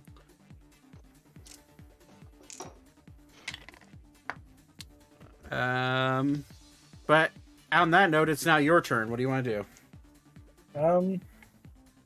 I'd like to try to make this worth it. Congratulations, Elka. Boop. Or wait, no, I can get close enough to do that though. But You have your movement. You are, and you say you pass your dex save, so Yep. you're not prone. so there, move there. Hey, Stelka. Okay. Elka, you are hasted. God, I couldn't fucking talk there for a second. Okay. Anything else you And want to I'll do? throw a defensive field, and I'll end my turn. Okay. It is now Celica's turn. Celica is going to see the writing on the wall of the implications and just try to help the best he can. He's going to attack. He's going to help Ori out by. He's going to. You know what? He sees Zane do that. He's gonna 1, 2, 3, 4, 5, and he's going to cast haste on Ori. What? That's huge. So you are hasted on your next turn. And then he's going to use the 2 levels of rogue he has and bonus action hide. Which he needs to roll a stealth check. Yeah, that's okay. So he's just gonna like duck down behind this rock and hope for the best. Which actually, no, he can't actually duck because it's movement. So he's going to bonus action. He's gonna bonus action dash, and he's just gonna run there. Not gonna be able to hide though. Vivra, you're still concentrating on daylight spell. You want to keep that up? I am not concentrating on it because it is not a concentration spell. Oh, is it not? Nope.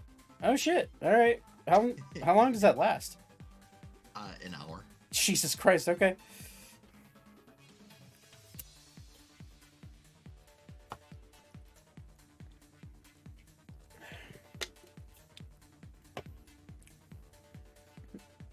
But yeah, you got this one's looking really hurt. This one's looking really hurt, and this one's looking really hurt. I mean, has anybody asked me to drop the daylight spell? I don't think so. No. Okay. Then yeah, I'll just keep it up on the point of my spear. And I might as well just go ahead and launch 3 scorching rays. So left to right at the 3 that were looking really hurt. So that'll be on that one, center, and right. Okay. First one misses.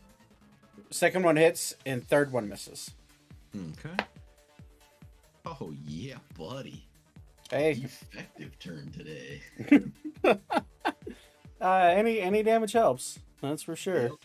Oh yeah. And then how? Nobody looks like super dinged up. Like I'm pretty fucked. I think a few of us are pretty fucked up. Everybody's pretty fucked up right now. Actually, everybody's pretty fucked up. I have 36. I'm looking bad. I've got half of my health. yeah. That lightning I think storm. everyone's half or below half. Yeah, that lightning storm really chewed into you guys. Yeah, sorry, like I said, my brain is not focusing tonight. You are perfectly fine, my friend. Let's see. If I get 1, 2, 3, 4. Thaddeus, you said you're fine, relatively, right? Well, yeah, I think it's about half. So Okay. I'm sure there's somebody worse than me. And if I die, I have the House of Sterling to resurrect me. Sorry, I just had to say that. They come for you, buddy. They ain't coming for you. Oh, okay, I see. You're on your own, bub. Well, you're not alone. You got like your buddies here, but This is Celica. House of Ori. Celica. Yeah. Celica is basically hiding behind a rock, right? Yeah, he bonus action dashed and got behind the rock. He's a little dwarf man that's trying to hide the best he can. Okay. Then in that case, I will look at Beep and say, yeah, Beep. Or actually, I'll look over at Alan. Actually, I'll look at both of them and go, one of you help Ori, and I'll take 2 steps this way. And then I will go ahead and drop a Mass Cure Wounds.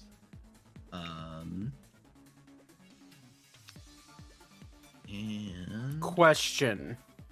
answer. You just use an action to cast Scorching Ray. You are absolutely right. I am. Just Yeah, like I said, Pointing. He's not here today. it's why my job is to keep everyone honest. I'm just making sure. Yep, we're Roll good. cool though. I don't know. I think Yeah. that's I think that's a cool Cool. combo. Then yeah, I don't think I'm gonna do anything then, and I will just sit here and call that my turn.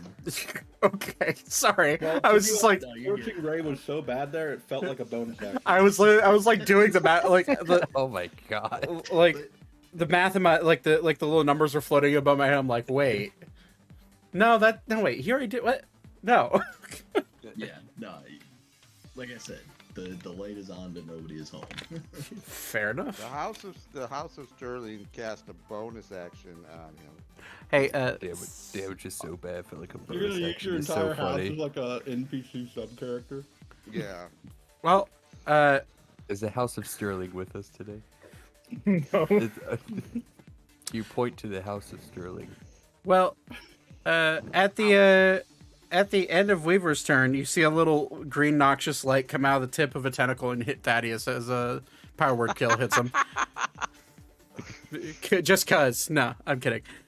It's my dad. Ori, it is your turn. Remember, It's your grandpa, the you vampire. are hasted. So Man, I'm feeling fucking wired. yeah, you would be actually. Have you used that Bardic Inspiration yet? Yeah, he did. Yeah, Okay. I used it to escape the tentacle. Right. Alright, time to go fucking ham. So just a reminder, you got your speed is doubled. You gained a +2 to your AC. You have advantage on dexterity saving throws, and you gained an additional action on each turn. Yeah, that means I can attack. Make sure attack also triggers it, or at least it should. Okay. I would think. Yeah. So basically, it literally doubles everything you could do. Yeah. You just don't get an extra bonus action. Just as a heads up. Yep. Alright. First attack. 19 immediately. That's a good start. Yeah, it's a great start. Yeah.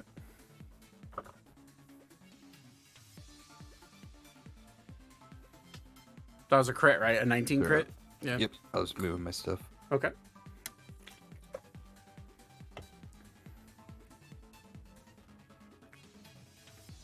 Give it to him.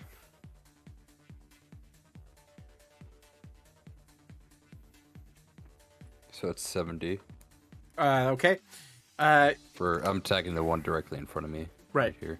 So it's going to go and swing down at you, just for the cinematic purpose. It's going to swing down at you, and you're just going to you just swing up, and half of its tentacle goes flying over your head and lands behind you, and then the other half of the tentacle just rips down into the water and disappears underneath the surface. Alrighty. Moving on to the next one. So extra attack. Let me go ahead and move that so I can see your token. There we go. It's 27. Hits.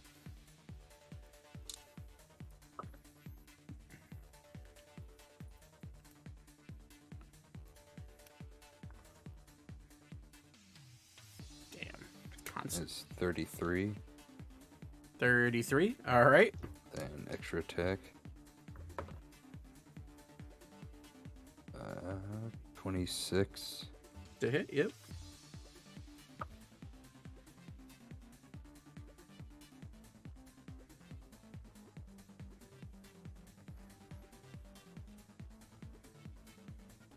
$43. 43. Okay. Then second action. All right. 30. Mm-hmm.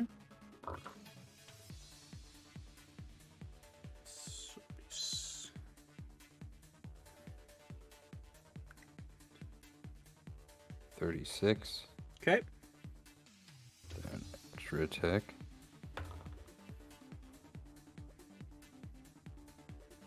23. Yep, that hits. Well, wait, 23 just hits. Okay.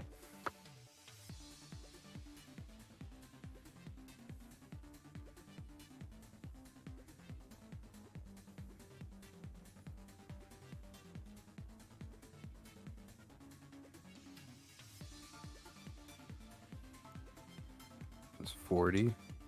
40 damage. Yep. Same thing. You just start carving into it. Describe how you cut this thing cut this thing up. Or he's gonna like do like an uppercut swing. He actually could just spin up it and split it in half like a Subway sandwich. You do that. Or the axe is gonna fall back down, or he's gonna catch it. Sick. So it flops. You bisect it down the middle. It flops lifeless, and then just kind of like does a full blown splash down into the water. It is gone. All right, I think I moved 10 feet, so I should have 50 more feet. 50. So 5, 10, 15, 20, 5, 10. Just as a reminder for you, Magic, that is a concentration spell. I know. Okay, just making sure. I'm Here. aware. And 5, 10. Which you're no longer.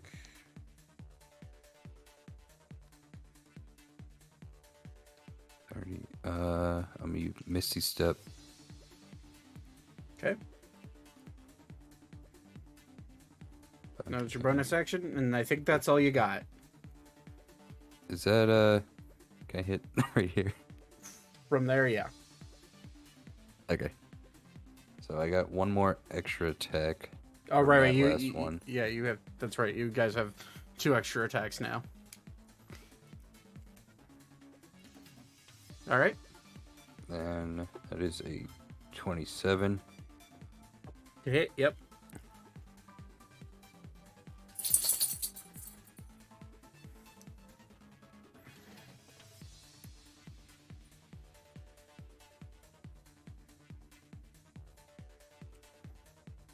$47. Sheesh. Yeah, it's looking real hurt. That was almost max damage. Yep. And I think that's all you got. action surge. Might as well fuck it. No, you're. Wow, shit! I didn't realize you had that still. Yep. All right. Oh, wait, that's Zelka that used action surge. All right, go for it. 3 more attacks. We're out here tonight. I'm going to say 26. 26 to hit. Yep. All right.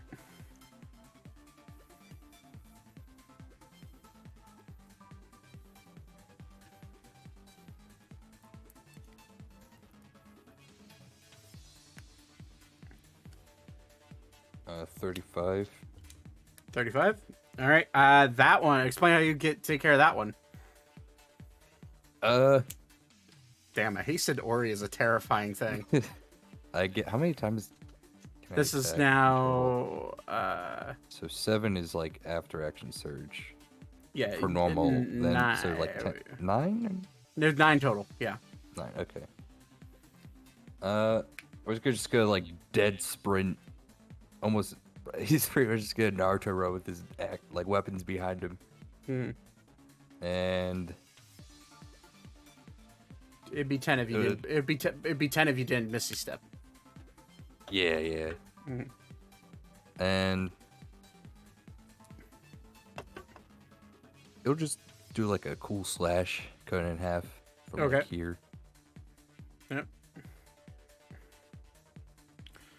Alan's sunbeam does fade after you kill that thing. Wait, no, it doesn't actually. He can turn it around and hit something else with it. Okay. You technically have 2 more attacks, but you have no movement. Uh, And this one's donezo. I think I have some javelins. Okay. Making 2 ranged attacks Let with me javelins. see. You can do that. How much does a javelin do? I think only a D8. Okay, Yeah. I'll just do 2 javelin attacks. Javelin is It'd be a D8. Sorry, it's a D6. D6 plus. Or you're proficient with all martial and simple weapons, right? Yep. Then it's a D6 plus your dexterity modifier. Okay.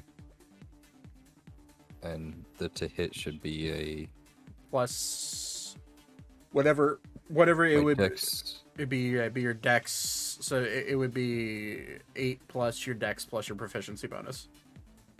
Is it dex or strength for javelin? The javelin, it's dex. They're dex weapons. If we're throwing them, it's dex.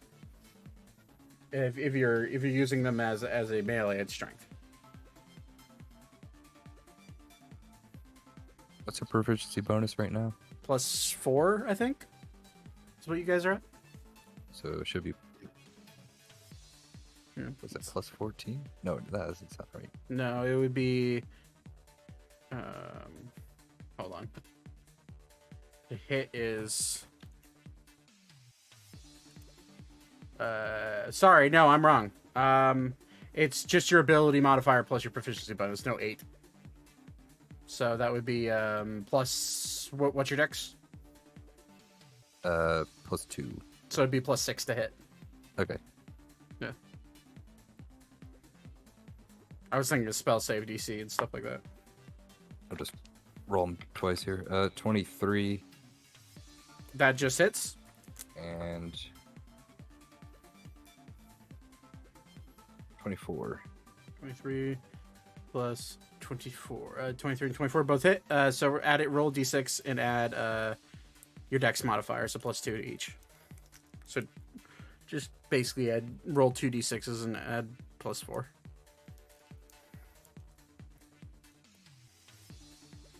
Uh, 15. 15 points of damage. Yeah, it's looking even worse. But All right, still and up. that is it. All right. All of you just kind of like look left center and just see Ori, a very blurry, fast Ori, just ripping apart these tentacles one by one. Or he's kind of like vibrating in place. Yeah. And Celica's just like, you hear Celica say, like, oh, that was a good idea. So, anyways. Looks left. All the enemies are gone. Mm-hmm.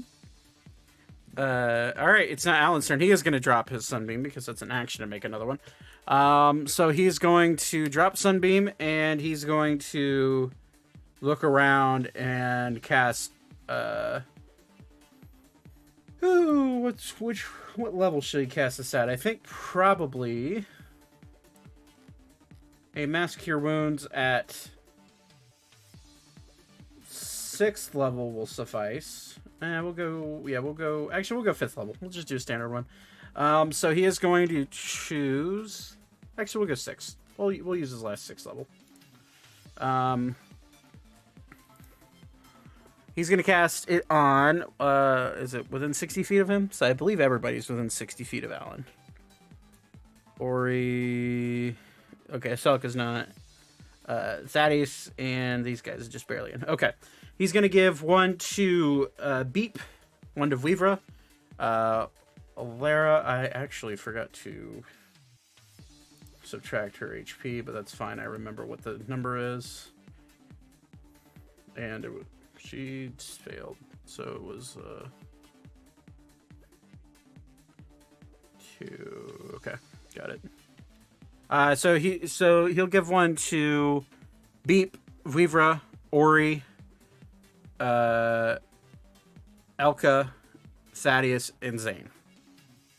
So that's 3d8 or no, 4d8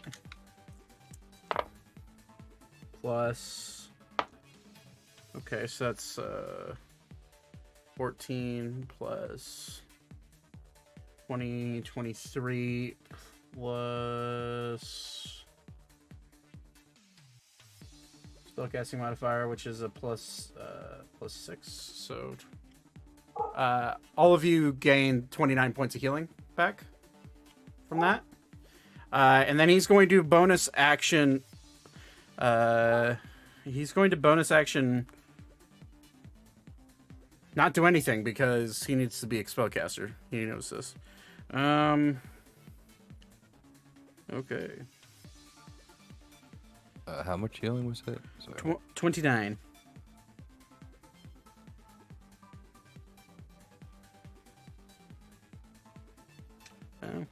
Good to know for the future. Thanks for that, Bingo. I just always assumed all range weapons, but that's fine. Yeah, that's why thrown weapons are like it. Yeah, Okay. like I said, my brain is not all here today, but it's Fair. nice to know that the bits that are clicking are actually clicking correctly. Right, I understand. Okay, so 20, 29, so jeez. Okay. All right. So at the end of Alan's turn, he's just gonna like. I think he's actually probably gonna walk and get a little bit away from. Actually, we'll go. Well, he will go this way slightly. Just to be a little more centered, and that's gonna be the end of his turn. Beep. What would you like to do? Okay, after all that healing, how do people look? Still pretty ripped up. All right. Yeah. How so- about another? Mask your wounds. I'll do that at. I'll do that 6th level as well. Okay. 6th level cure wounds. That's 48, right? 48 and 48 plus your spellcasting modifier. Alright, so... And you can pick up to 6 people. So that's my spell attack bonus, right? It'd be your modifier, so it'd be your charisma bonus, whatever that is, +5. Okay. So are you just gonna heal everybody else that got from there? Yeah, I'll definitely heal Elka, Zane, and Thaddeus because they're the closest to the tentacles. Okay. And then I'll heal. I get Ori's pretty banged up, right? Yes, very much Okay, so. Ori. Yeah. So I healed you, Vivra, Ori, Alera, or not Alera. Sorry, Alka. I didn't heal Alera. That's the only one out of the 7 I didn't heal. So Okay, I'll heal those 4 plus Alera. And how does Alan look? He's fine. Okay, then. You want to heal you? Bro? Weaver's. Oh yeah, I can heal myself. I'm pretty fucked. I would say above board, Alera will be fine Okay, so for now.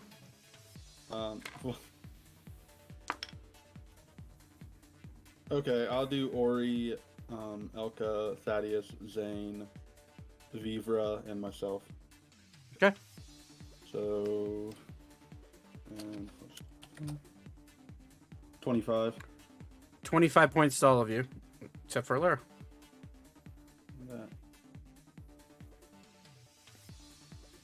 I'm back. Okay. To full. Good. You're gonna need it. All right. And then I'll do a bonus action on Zane. For He's already inspired. oh. Right. So pick another person. Thaddeus. Okay. Thaddeus, you have a D10 of inspiration.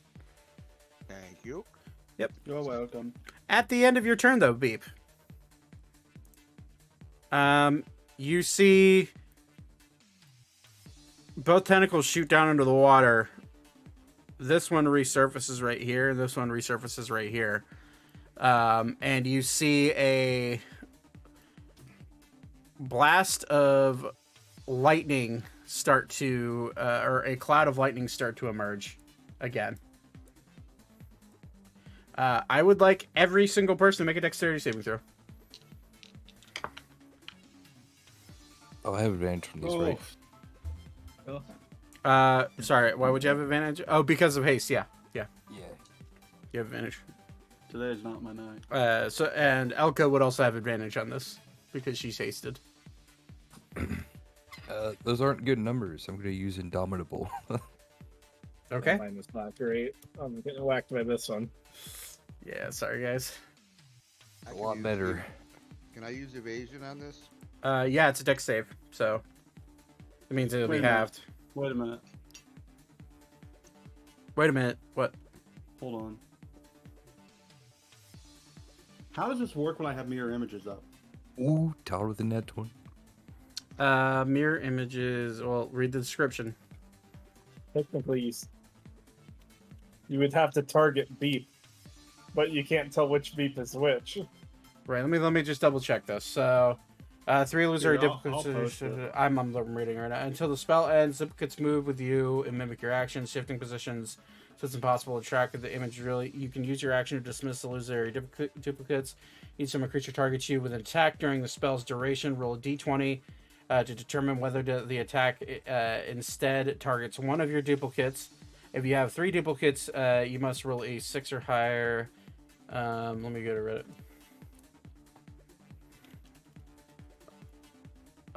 Okay, so if it's a specific attack at you, so if I have to roll to hit you, then that's when the duplicates come into play. If it's an AoE, it's going to hit you regardless. Okay. So, yeah, it's great for one-on-one combat for a spellcaster. Okay, so it's should be fun. Let's go ahead and roll the damage. 10 plus. Oh, I forgot to. That's a really shitty roll. You guys are lucky. Holy shit. So, anybody roll? Okay, so Thaddeus succeeds. Ori just barely succeeds. I need to roll 4 dice real quick. Mordalis fails. Celica fails. Alan succeeds, and Alara succeeds. Okay, so those that failed.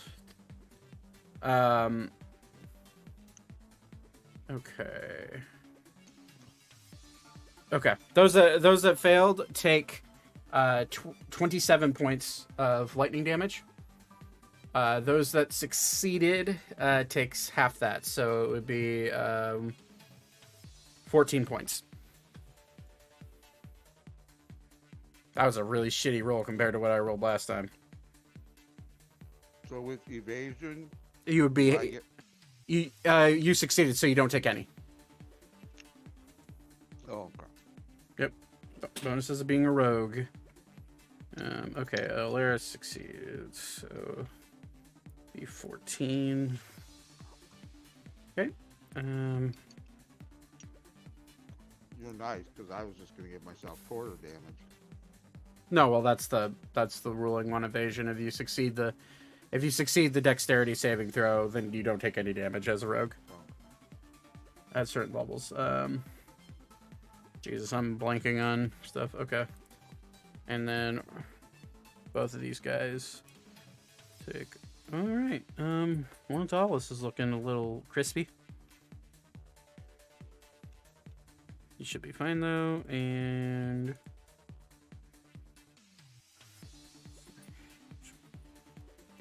All right. I need. That being said, Zane, roll a Constitution saving throw. Or sorry, not saving throw, a Constitution check. No, it would be. For concentration, it is a Constitution save. It's a saving throw. Yeah. Yep. So. I'm pretty sure I succeeded that one. Okay. Yes. 22. Yes, you did. You fail that roll? Yeah, you did. So you need to roll half the damage. So yes, you. Yeah, Above 22. half the damage. Yeah. So you got that. Well, Orthalis. I mean, not Orthalis, but. Jesus, dog. Celica failed. Ori, unfortunately, you are no longer hasted. No. And also, yeah, also the downsides of haste are coming to hit you in your next turn. Okay, but it's now Orthalis' turn. After that, he is going to be a little pissy about it, and he's just going to say, "Fucking tentacles, I'll fuck you up," and he's going to Yeah, you tell him. he's just gonna go ahead and cast a little itty bitty spell of. He'll go with Steel Wind Strike. So I need choose up to 5 creatures you can see within range. Gonna hit target, takes 60-10, so up to 5. Yeah, so he's just going to send out five illusory or I guess they'd be more not illusory, but material created daggers or swords, and he's gonna start spinning them around. First one he hits. Second one, it's a natural 1 that misses. Third one, that is a hit. Fourth one, that's a hit. And okay, so 3 of them hit. So that's 18d10.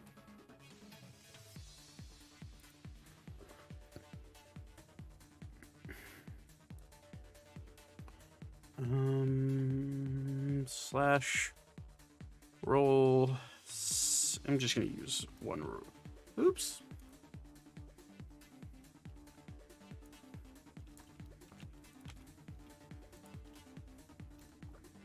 Oh, God, I'm stupid. There's a space between roll and the numbers. Sec. There you go. Okay. That does 35 points damage on each hit. So it's... you just watch Ornithalis reach out and rip this one apart right in front of you, Ori.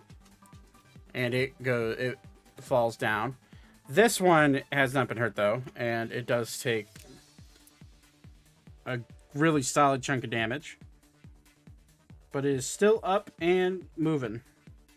That is the end of his turn for Ornithalis. He is going to take a few steps backwards and just hope for the best. It's now Alara's turn. Alara's going to drop her Call Lightning, and she's going to look around, realize that people are hurt, and then realize that she's really hurt. And she's going to cast Cure Wounds on herself at... We'll go with... I'll do a 4th level.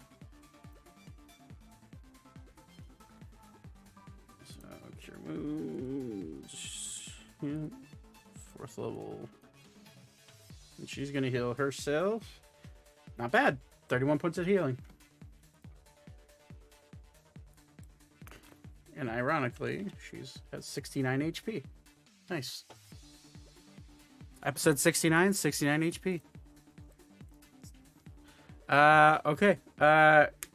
So the bonus action she could use. So at top of the order, it is your turn, Elka.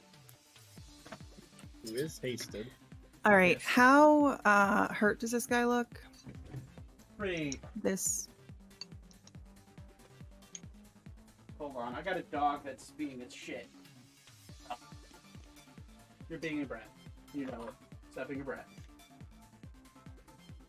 So how hurt is... It's looking pretty cut up from Ornithalis' spell.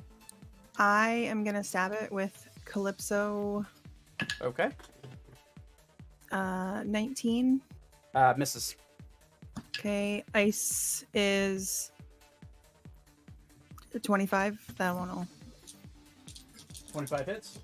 Jackson, please stop. You're being a brat. 13 damage. 13 damage. All right, which that's for the ice one. Yeah. Okay. Got it. And then I'm going to do Calypso again for 19. 19. All right, misses. Again, that's not going to work. And then I get haste, which means I get to attack. Yep.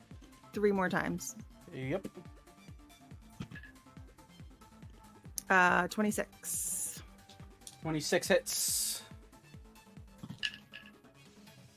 6 damage. 3 of that is radiant. Okay. Another one with Calypso. 17. That's not going to hit. Nope. That's cocked. Oh my god. Okay, 23. 23 just hits. 5. 2 is radiant damage. Those were low rolls, man. Okay. So, sorry. Let me get things that my dog can chew on out of his view. Just lay down and be a good dog, please. Doing that. I have what can I do with my inspiration? Can I re-roll one of those? Yeah, if you want to. Oh yeah, I still have 10. I can re-roll an attack with that, or just add to it. You could add to attack. So added. What was the last one you missed on? It was a 17, right? Yeah. So if you roll a 6 or higher, I'll let you hit on that one with Calypso. Or no, that was with your ice. I rolled a 5. Okay, yeah, misses. Not Sorry. even joking. Yeah, sorry. Son of a bitch. So, all right. Just doing math here. Okay. Well, that one's looking pretty damn hurt. Okay.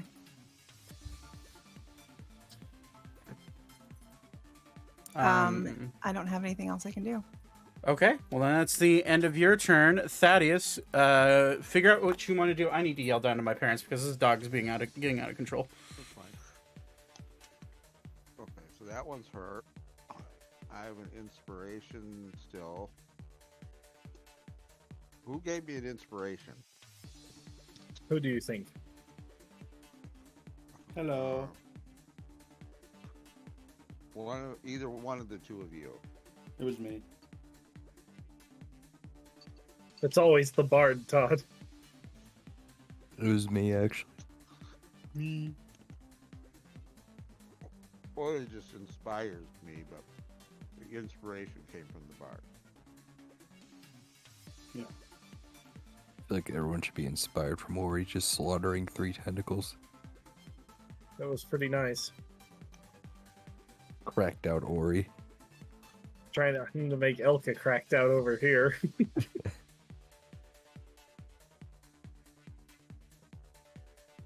Two cracked out fighters is actually scary. Yep. Okay, sorry. Except you're on the you're on the relapse portion of haste right now. So Yeah, I ain't gonna be able to do much. No, you're stunned for your next turn. Yeah. That's the withdrawal portion, not the. I don't remember oh yeah, which- withdrawal. Shit, my bad. Yeah. See Ori scratching his neck. Oh my god. Y'all got any more of that haste? I need more. Where's my fix? I need some of that haste powder. Okay. Everyone else takes pennies. Anybody else smell toast? Medical joke. All right. So what do you want to do, Thaddeus? That's what that means. Yeah. Okay, so I'm gonna kill this thing. Okay. I'm going to use my rapier, but first I'm going to trigger my poison, Excellent. and I am going to attack with my rapier, and I'm going to use my 10 from my Yeah, roll, you're gonna inspiration. have to roll. Oh, You have to roll 10 on that. And technically you have sneak attack because Elka's. Right. So roll with advantage. Oh, okay. So I'll just roll. See what you get. Just roll again one more time. We'll roll normal. Okay. Yeah. 22. Okay, now you can use your. It still misses, so you're gonna have to roll your inspiration if you want to hit it. And that's a D. 10. D10. Where's my dice? D. Hey, 30 hits. Okay. Okay. Now So- roll for. Alright, so I'm going to roll my poison attack. Yeah. Which sucks, but you know. Badness. Roll my rapier attack. Nice. 15. All right, and then. And roll my sneak attack. Hey, there you go. That's 40 points of damage. That is the exact number of HP it has left. So, Thaddeus, how would you like to do this?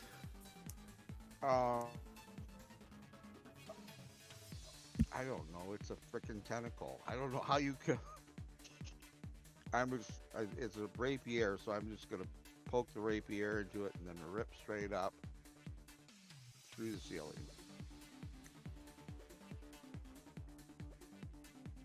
Doing the egg motion as I go. Did I just DC again? No. Okay. Oh, sorry. I was muted. You cut up and you rip up, and as you're ripping up, you see the poison being injected into the veins of this, and it is going to have to roll a con save, which it does succeed on. But you see the poison start to like ripple through its veins and like shred into it, and this tentacle just like flops down helplessly into the water. And then the chamber grows still. In the name. Does it though? Isn't that guy still in the middle of the arena? Yeah. You'll find out in a second. So, Name of the House of Ori. so I did accidentally skip over him. But I didn't accidentally. His turn was right before. Actually, no, his turn would have been right after Thaddeus's because their DC was at 21. So everything grows still, the chaos of battle, and then you start to hear a chant coming from the center in a language that maybe. Actually, Zane, you would probably know this one. Infernal. Yeah. You hear him chanting, "O great one, please awake. You have shown us your greatness. Please, O great Gilgamesh, awake, and destroy these sinners, those that wish to take the gem of life, the very thing that has kept our people alive." And you see him like starting to conjure up something in the center. You see his hand, he looks down, looks at you guys, and then he closes his hand, and as he closes, a black shadow rips out of his hand. He slams it down onto one of what looks to be chests around him. Now, as soon as his hand hits the ground, you hear a rumble start to shake through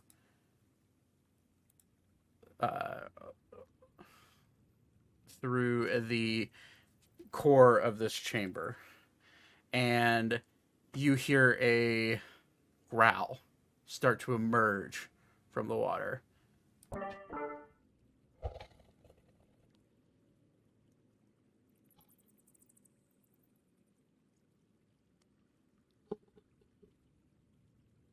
Who flushed the toilet? I think someone should tell that man the drain in his pond is clogged. Can we take a short rest first? Hey, can we take a break? Hey, time out. No. As he slams his hand down, you see his eyes go blank and his body falls limp onto the ground. And you hear him say out loud in Infernal, Zane, "My job is done." And he falls to the ground, unconscious. I'm just gonna warn everybody to get ready.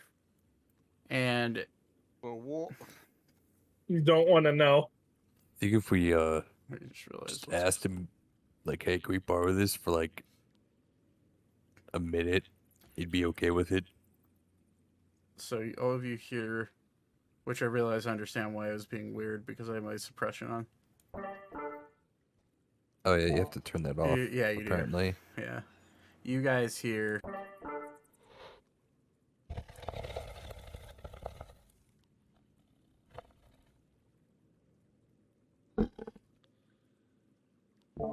Coming up, you see bubbles and a whirlpool start to form around the around in a circle in this pool. You see the chains start to sway in the center island that's aloft in the air. You feel winds start to grow as a shadow begins to form right in front of you guys. Breaching the water, you see a giant toothy maw come up out of the water, come up out of the surface. Reddish, orange scales with a pale, with like a pale outline, and showing itself in front of you, you see a creature larger than any aquatic creature you've seen other than the dragon that you witnessed at the Great Bridge of Anric. And it opens up out of the water and speaking a language that I don't think any of you understand, that being Abyssal. I don't think anybody does. Mm-mm. Okay. Nope. You hear him speaking in low grumbly voice, and his attention kind of gathering the group and all of you that are in front of him, and you see a smile crack over his face, and then his teeth look at all of you with his eyes, teeth bare. He looks at you, Ori, and in a broken common, he says, "You." Yeah. Death. And he will, you'll see a gush of water come out of his mouth and try and shoot right at you, Ori, as a legendary action. Does Ori gets a shower. So that is a. I'm doing math here. Apologies. That is a 37 to hit, That misses. Ain't no way. and he blasts you with that. You take flash.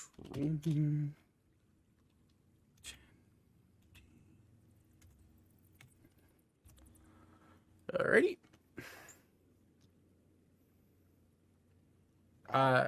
You take 54 points of force damage as it crashes into you.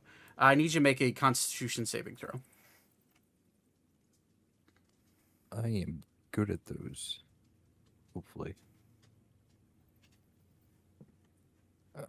27. 27. You do not get blown back as far back as you can go. You do, however, get slid back 10 feet regardless from the power of this jet. And then in the center of all your minds, you feel an intense wave of fear come over you. I'd like everyone to now make a wisdom saving throw. We're going to go ahead and we'll just pull up the music again. Oh boy. Wow, she rocked at that actually. So Alan's fine. Orthalis is just barely fine, and Celica failed. So okay. All right.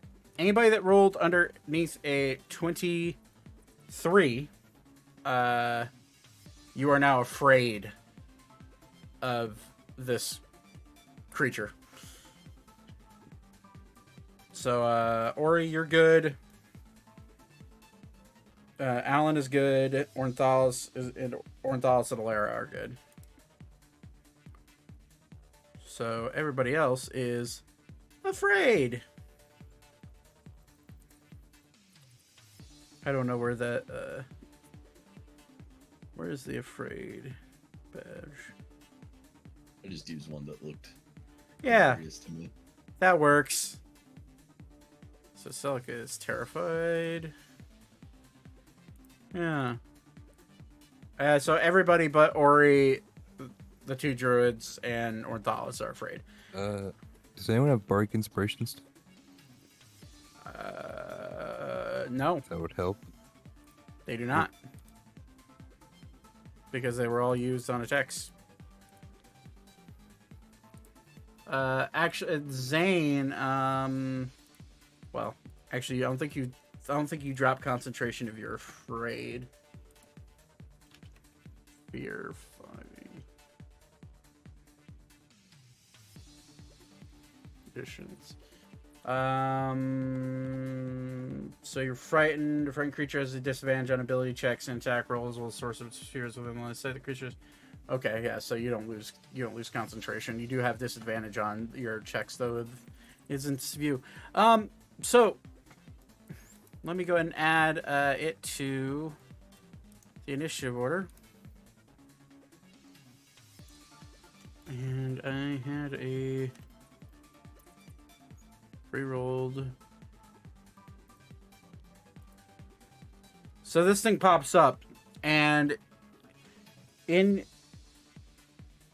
wrapping out through the chamber, you hear, "You're here for my treasure. Face me and win your prize, or die trying."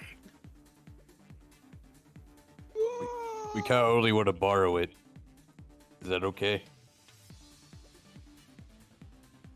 We don't really need it that long.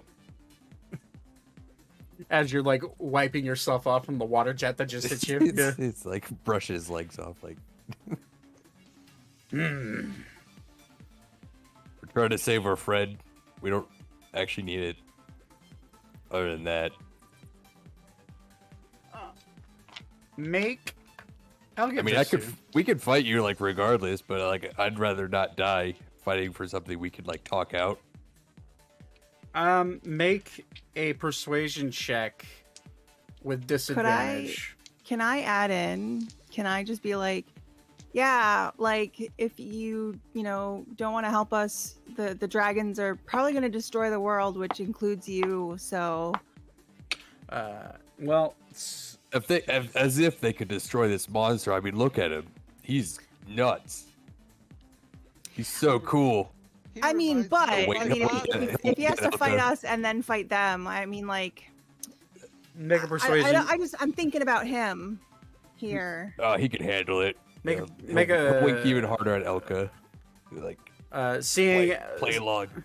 Seeing as he does not take a feared person seriously, still roll a persuasion check with disadvantage. Sorry. The DC is very high. Yeah, I ain't gonna do it. I don't think what is my persuasion? +6. Okay, all right. You have a chance.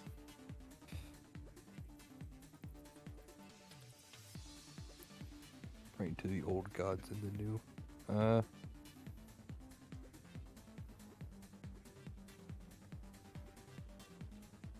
24. You just failed. Fuck. The DC was 25. Very hard DC. 25? Oh man. Yeah. Wait. I don't have any inspiration, do I? No, fuck. You do not. No, I don't. That was with disadvantage too. Jesus. Or he's pretty persuasive. Yeah, But fair I guess enough. not in this case. You'll hear no. And Wait, why? And I would like everybody to make a wait, where's his character sheet? There it is. I'd like everyone to make another dexterity saving throw, please. And those of you that are feared, do it with disadvantage.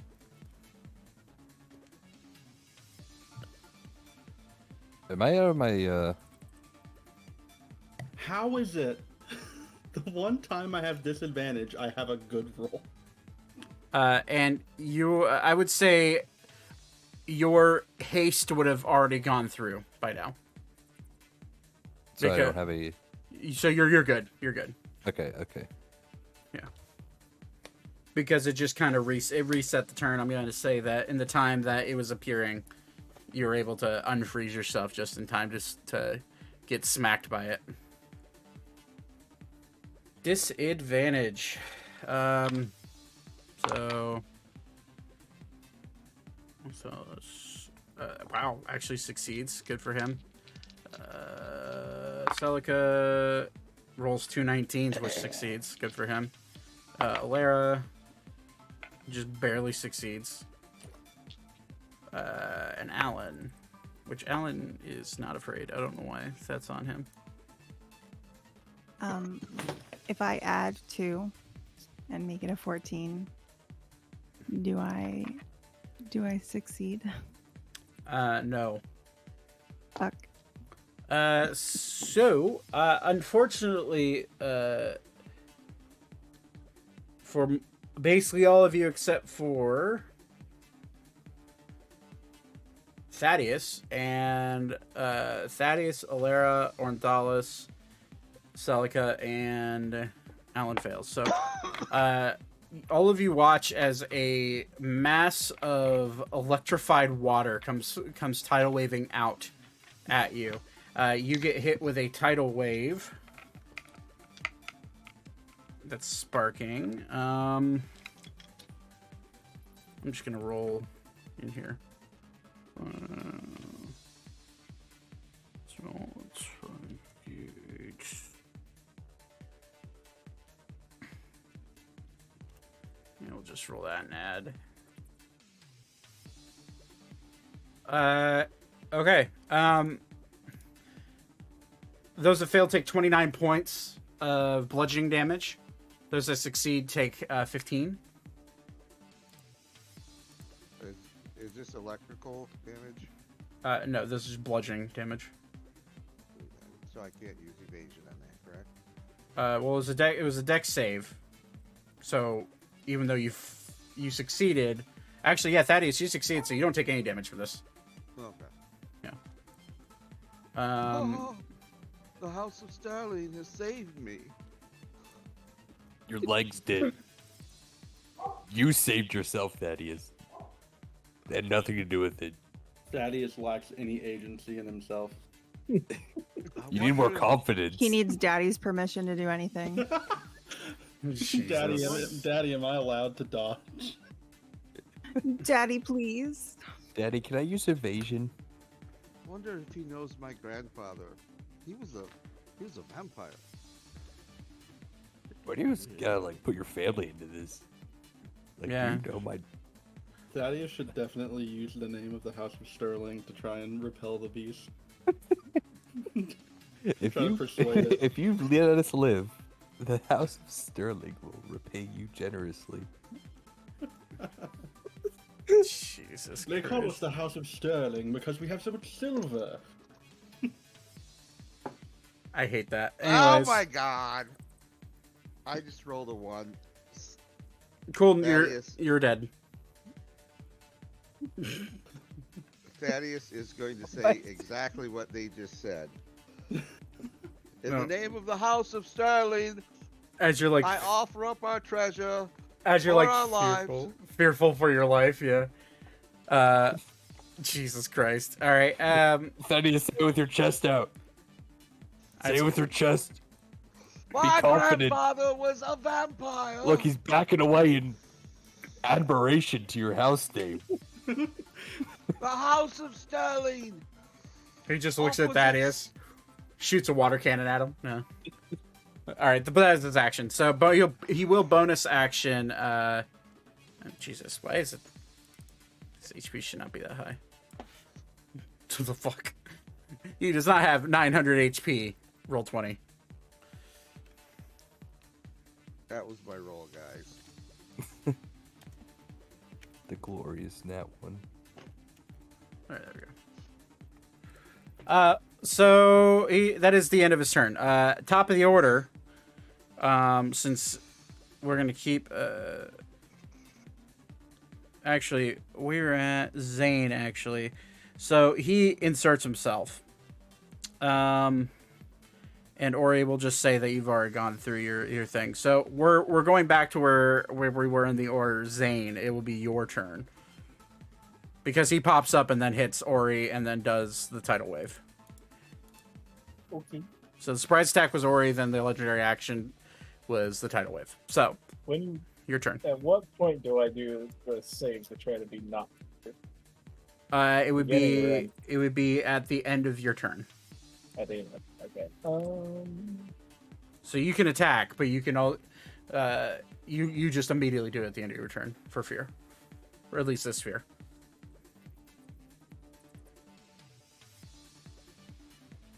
Question. So if I cast another spell, even though I have to have concentration for haste, does that drop? If it's another if it's another concentration spell, Cool. We're not doing that then.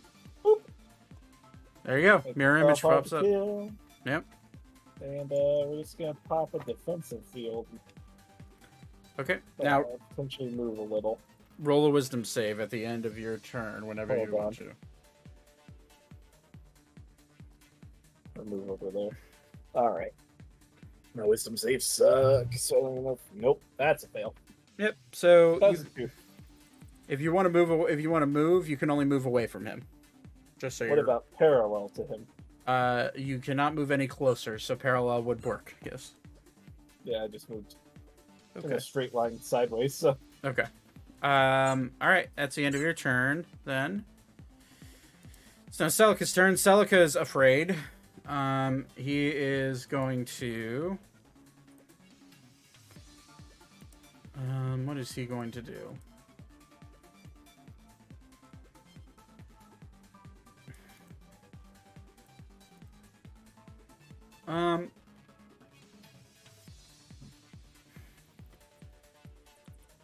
He is going to, I guess, attempt to lightning bolt this guy.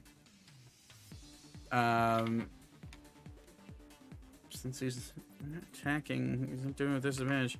So he's just gonna have to roll a dex save. What is this dex save for Kraken? +7. Which he fails. So that's blasting him with a lightning bolt.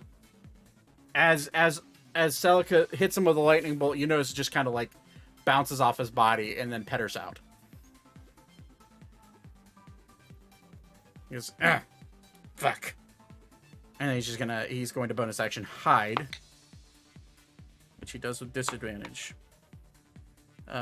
He thinks he's hidden.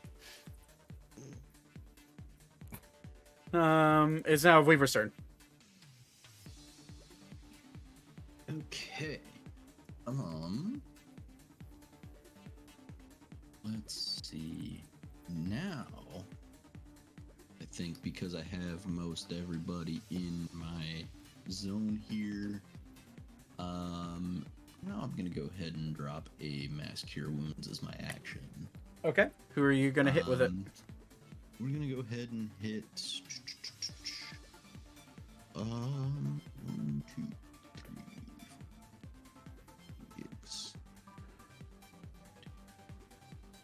6. I'm going to go ahead and do. Ori probably needs one. Elka probably needs one. Does Beep need one? Yeah, Beep could use it. Okay. I'd say everybody but Alan and I guess what's Ori at? How's Ori looking? 38 health. Oh yeah, so everybody Yeah. but Alan and Celica are looking pretty, Thaddeus is pretty good right now. and Thaddeus. So everyone but Alan, Celica, and Thaddeus are looking kind of rough. Did Celica get hit by that tidal wave? He succeeded though. In the dex save. Theoretically, they're behind the rock, aren't they? Yeah, it's a totally enveloping. Okay. Yeah. I was gonna say like It's a giant fucking wave that's hitting them. So yeah, Yeah. it hits all of you, regardless of. cover. Yeah.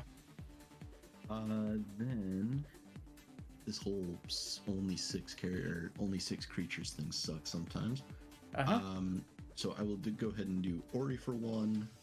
And just hit the cast. All right, so Ori for 1, Beep for one. Elka, Zane,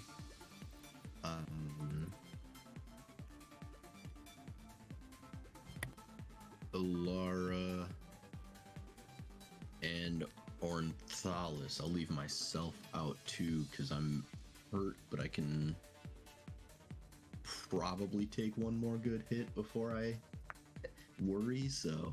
Okay. And that was 21? Correct. Okay. That is making Ornthalis feel a little bit better about his life right now.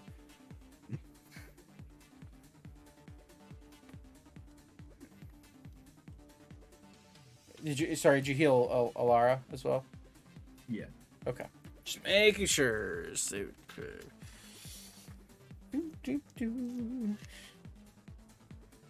Alara's looking a little rough. Just a little rough. She's alright, mostly. Alright. Anything else you want to do on your turn? Nope. Alrighty. Ori, it is, the big creature is out in the center, just kind of like smiling, and it's like circling. It's like doing one of these in space with its head just up, smiling at all of you.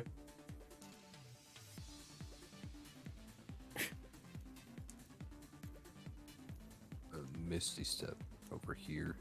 Okay.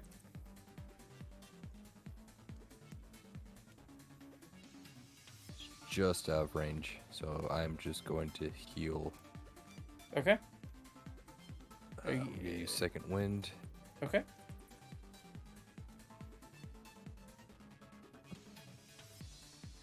A D10.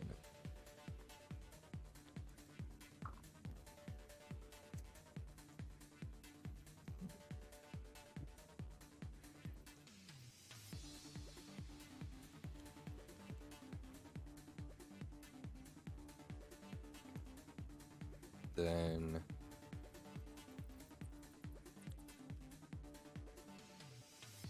I think I'm just gonna spend my turn to heal myself. I'm gonna use my action to drink one of the potions I have. Okay, so I was gonna say you can't use your second wind because you're using a bonus action to Misty Step. Ah, fuck. My bad. So yeah, you could use your action to drink a I'll healing just drink potion. a potion then. Okay, I totally forgot about that. so you get the full heal. What type of potion are you drinking? Let me see what I got. Okay. Okay, I still have a superior healing, so I'll use that. That's my last one for those. Alrighty, so that is 8d6 plus 8, so that would be 48 plus 8. It's 56 points of healing.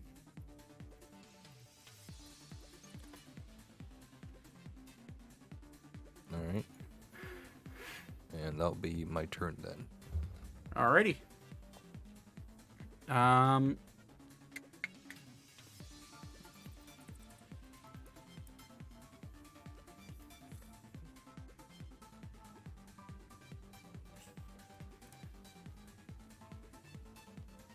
Okay, that is the end of your turn. It's now Alan's turn. Alan is going to... He's going to bonus action. No. Fuck it. He's just gonna use his action to do a mass cure wounds. Where are you, Alan? There you are. He'll cast mass cure wounds at, we'll say, what's this spell slot's looking like? He's gonna have to do it at 5th level. And he's gonna hit Vleaver with it for 27. He will hit Ori with it for another 27. He will hit Alara with 1. How's Beep looking? Like a very tiny bit over half. Okay, he'll hit Beep with 1. How's the 3 over here looking? I'm very hurt. He'll hit Elko with 1. I'm slightly wounded. Okay. How's Thaddeus looking? Thaddeus, I think I'm pretty good. I'm only down by 13 points. I'm Oh. worse than Thaddeus is. Okay, then Zane, 27. All right, and then he's going to look around, be pretty assured that everything's okay, and then he is going to. Let's see.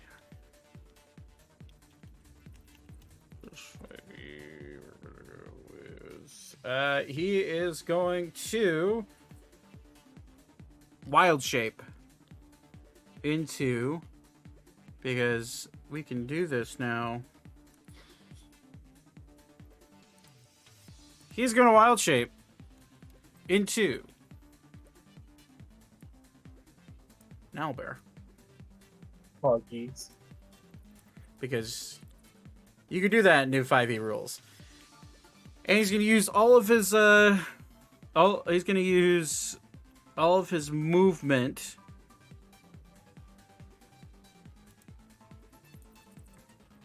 Yeah, he could jump that far. He is going to take falling damage if he does that, though.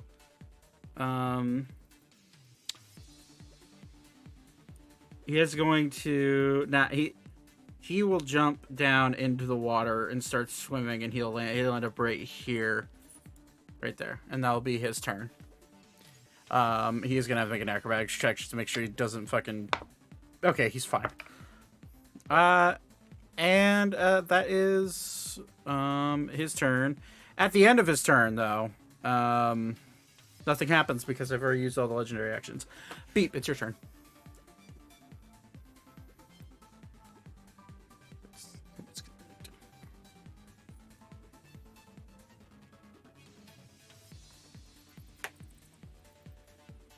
I didn't realize my mic was muted. You're fine. I know I'm currently afraid of it. Can Yep. I talk to it when I'm afraid? You can try to, but it won't take the words of somebody who can't stand up to it at surface or at face level, or face value. You noticed that with Alka as Alka was talking, wasn't even paying attention to her. It was paying attention to Ori. He was not afraid currently. Okay. Let me look.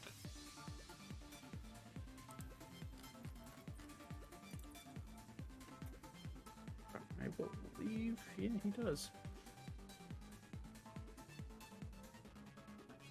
Well, hold on. How close am I to it?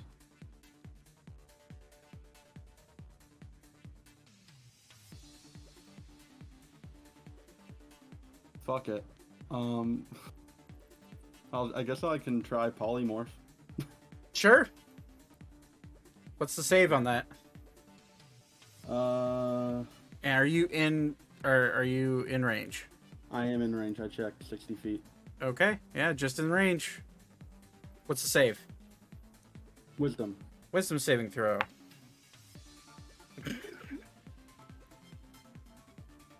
Okay. What is it? If you were potentially going to turn something into something, what would you be turning it into? A fish. Just a little baby fish. That's fun. Like a minnow. Does it have... No, doesn't. Alright, well, I don't have a fish token, but it's a fish. Yes! Huh? The beach is gonna give a thumbs up. It's a natural... This massive fucking creature just disappears pretty much. So, I'm just gonna, without words, without telling you what I just rolled, I'm just gonna, like, take a picture of that, And yeah, just go there, and Was it a nat one? you'll find out. Here, we'll go there. Oh, that's a really blurry picture. No, it's a one though. I can. The intensity of it. Yeah, fuck it, we're keeping it. I rolled a nat 1, yeah. For now. So does he take like fall damage? You take. No. Oh He shit! just- I hope not actually, because he's No, gonna turn no. right back. No, he just He, down into the water. He's swimming around. Oh, okay. he's a very vicious minnow. Guys, let's get out of here now. We should hurry. Wait, okay. how long does that last? Are we still scared? I believe polymorph lasts for an hour. You are technically afraid of a goldfish right now. Yes. A minnow, a minnow. Guys, let's find the fucking gem and Well, get actually, the yeah. fuck out of here. If we're afraid of something we can't see in the water, well, we're not afraid anymore, right? We can't be afraid of something we can't see. All you know is that you turned it into a fish and it's swimming around, and you're afraid of the All I fact that it know might. is that it disappeared. Yes. I'm not afraid anymore. Get back in the water, fish. Guys, let's just go find the gem and leave. Yeah, go. I have an hour. You have an hour to get the gem. Go get it. Here's We're here's my proverbial ripping of a character sheet. Just fucking eight hours of planning for this fight. Just polymorph, of course. Anyways, That's what you get. That character is strong as hell. uh-huh. Bro, that's the fucking Kraken. What the fuck? Yeah, and not a single dent to it other than its tentacles. So anyways, it's Orthalos' turn. He's gonna hit fire. He's gonna shoot a fireball at it. No, why? Why? Why better the not. hell? I'm Put that kidding. hand down. I'm kidding. I'm kidding. gonna I'm kill kidding. him. You see, Bro, but he's you gonna fucking kill this dude. you do see him go like, oh, where did it go? And he's gonna like put his hand out, like you see fire starting to come out of it. Someone, okay, Peep is really quickly just gonna go up and slap him. Oh, okay. Like a light slap. He'll look at you. He'll look at you and wink. Okay, let's get the gem and get out of here. All right. So as you Help me get off this fucking rock. all This right. 50 step. Don't fly away from me. I don't have any of those left. Alan. I'll go ahead and. Alan's swimming as a bear, and then he realized. Then he looks up and he's like, "That's 50 feet above me." He's an owl bear. He can fly. Not really. Kind of. Owl They bears can don't gracefully really fly. fall and crush But- people. They can gracefully glide for half a second. Okay, He's just So get me off this can rock. we do like wisdom saving throws to see if we get out of the fear? yeah. Go ahead and roll wisdom saving throws, please. All of you who are afraid. I failed. You're still afraid of a goldfish or the idea of the kraken. Oh, I was on normal. The idea of a goldfish. The idea of a gold. Alan's going to drop form. He's going 17. to. You know what? Fuck, you guys are not afraid anymore because that's stupid. Yes. Let's just I was gonna. gonna say it is kind of dumb to be. It's afraid. really dumb. Alan is going It's also to. really funny. It's also very funny. Alan's going to jump at his best out of the water and turn into a giant eagle. So he's gonna roll Dex check. He's good, or acrobatics check. He's gonna fly and and look back. Okay, and he'll fly and grab Ori Okay, I was gonna do it if he didn't, but and land there. And he'll look back.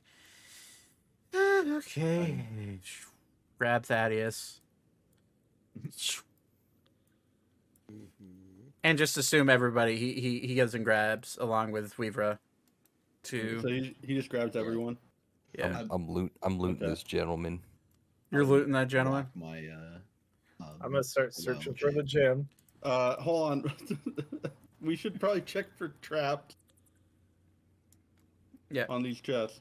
Ornitholus is like, "Oh, you're leaving me behind? Okay," and he's gonna dimension door over I there. gotten him. I'd have gotten him. Oh, okay. Um, Lara will be over there. So as all of you get to this platform, and we are running late, so we may do something here. Which Alan will will leave his form and gee, I knew we were running late. That's why I did polymorph. yeah. You have to realize I was looking. I was like, my finger was hovering over the true polymorph from Ornitholus for his 9th level spell. But I was like, that'd be too goofy. There's still time. Yeah, fair. You can polymorph on That's top our of the polymorph. that's our second bullet in the barrel. So, Ori, you're gonna go loot this body. Yeah. Roll an investigation check.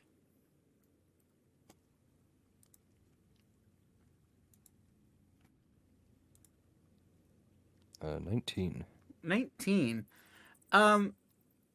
You search through his body. You find a little spell tome that is now the pages are burned up inside of it, and you're looking through. No money on him. No nothing really that of like worldly values. But you do find a key on him. Guys, I got a key. What you don't find though with a 19 is the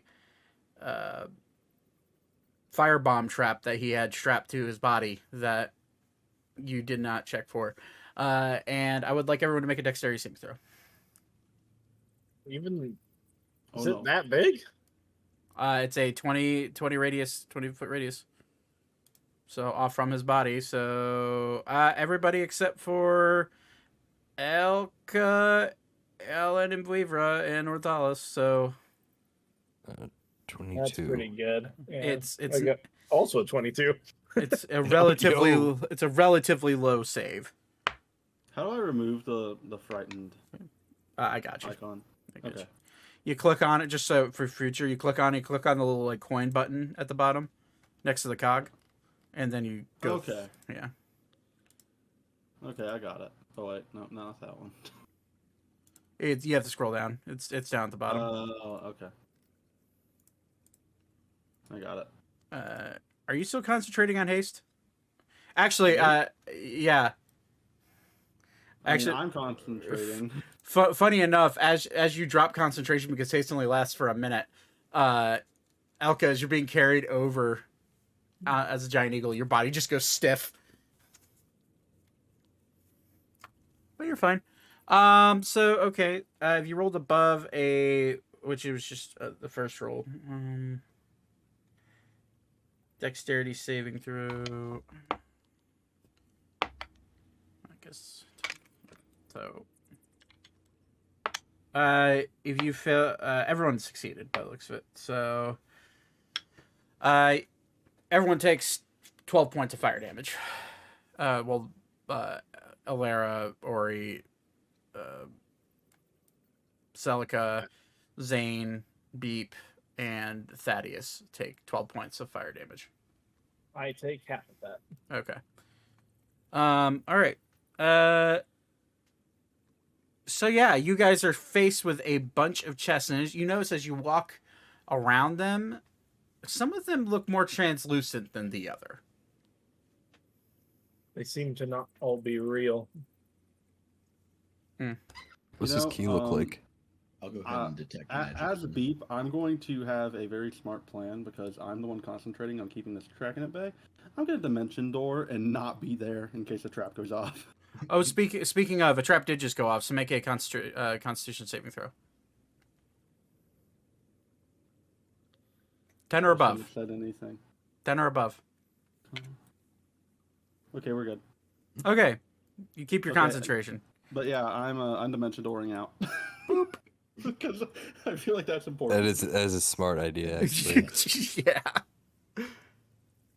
Okay. So you're using Detect Magic, Weaver? Okay. You look around, it's just littered with illusion magic. Is there anything that is not illusory? I would say because of the sheer amount of illusionary color coming from here, along with all the magic that is spread throughout the chamber, I would say make a perception check.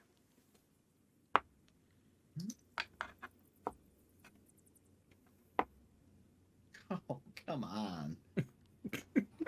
A nice 2 there. On the bright side, you are very perceptive most of the time, and that did lower the DC. So a 10 was the DC. You look around, and every single one of these chests are not real. Todd, you're snoring. All these chests are not real, except you do see what looks to be a note hiding underneath one of them that is not magical. Okay. I'm just gonna say the chests all appear to be illusions. And I'll walk over to the note and I'm assuming I can just reach through the chest and grab the note. Yeah, you reach through and it's just nothing. It's air. Mhm. The note on it says, the treasure that you seek is not far away. And then, so it says, the treasure that you seek is not far away. Take a look at yourself, and the way will be shown to you via the dragon and or the kraken. And let's see here. God damn it. ChatGPT failed me. It did not rhyme that at all. Oh, there we go. No, okay. Damn it. You can't believe in ChatGPT. I know, right? You're not Okay. gonna be original. So the item you see, the item you seek is not far away. Search in yourself, and the light will show the way. Thank you. Good lord, I don't know why it said kraken or dragon. So the light will show the way. I didn't scroll down far enough. Oh, is there more to it? Or? No, that's it. Oh, You're all okay. gonna have to figure it out without Beep. He's just over there waving. Beep yells, or I'm sorry, not, or he yells at Beep, So the poem, or the the riddle. item, the item or treasure is not far away. The item or treasure is not far away. Showing the light will show you the light will show you the way. Can we look up in the cavern for any light? I was gonna say I'll put a rag or something over the point of my spear to kind of hide the daylight. Okay. You had the daylight? Yep. Okay. You look around with the tech magic. You don't see anything around you. But then something obnoxious kind of hits you in the face. You look up, and there is a tiny little ball of light at 100 feet above you. Okay. I will point that out to Alan because if I recall, Alan is a Circle of the Moon druid, Mm-hmm. so has more wild shape things than just the two that I have. Yes, he does. So I'll point that out to him and ask him to go take a look. Okay. Yeah, he will wild shape into a giant eagle. I'm just gonna put his thing right there, and he will fly up, and he will say, in his wild shape form, "I really don't see what you're looking at."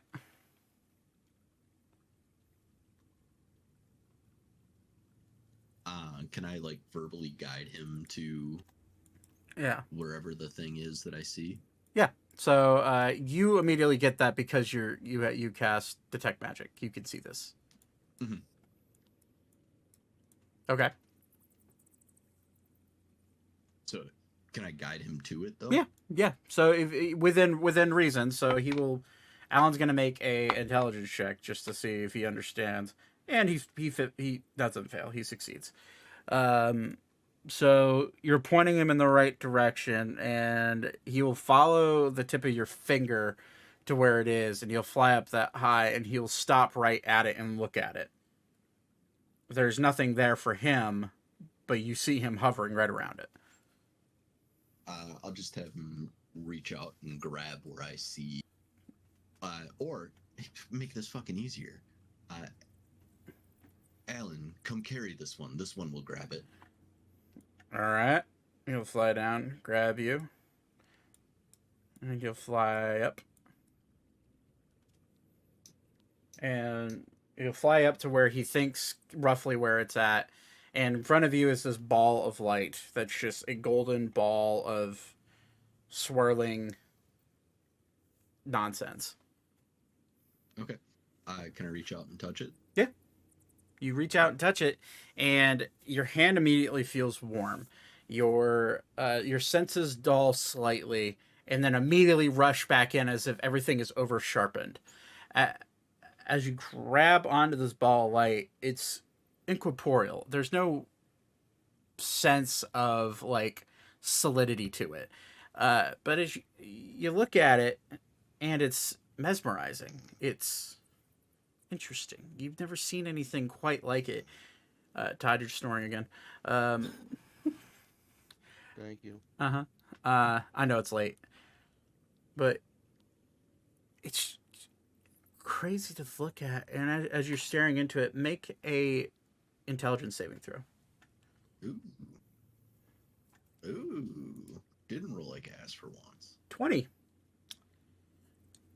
You kind of blink your eyes like, what was that? Because you're going into a daze over it. But you grab it, and Alan, you got it? This one has it, yes. All right. And you'll fly down, and the ball of light will come with your hand. And as you land with Alan, you see the light kind of start to glow on the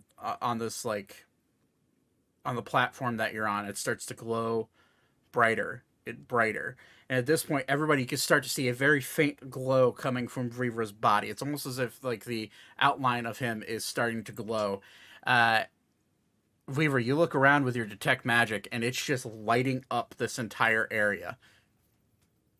And you look around, and you do notice a trail of magic heading upwards from the platform.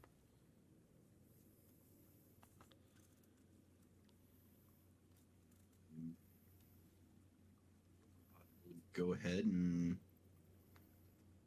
hop back on Alan's back, or however Alan carry me or whatever, and Okay. have him talk him through following the trail. Okay. So you just point. I mean, it is a pillar of light just going straight up, and disappearing into the roof of this cavern.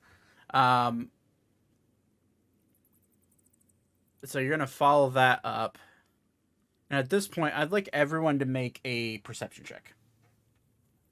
Even beep. Beep, yeah, beep. You're in the chamber, so At normal or disadvantage or just normal. Yeah, nat one. You did it. I also got that one. Oh no. So Man, we ain't never gonna find this thing. Can I perceive harder? Can I move beyond my limits of seeing? Luckily for you, Vivra, you already have a spotlight on this thing. However, Ori, you don't see anything. Anybody that rolled above a 15 can now very clearly see a faint golden light in a pillar going straight up towards the ceiling. Vivra, you see it, but you lose focus for a second. It's this ball of light that's still in your hand is just drawing your attention to it and not the pillar of light. And you make your way up, and you almost hit your head on the ceiling. There's nothing up there.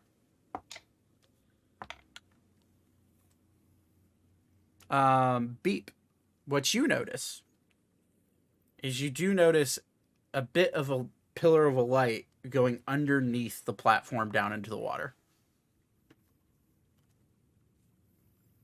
Beep's just gonna yell beep very loudly. And I don't know, like he's gonna like move over here so people can see him beyond the slab there. Mm-hmm.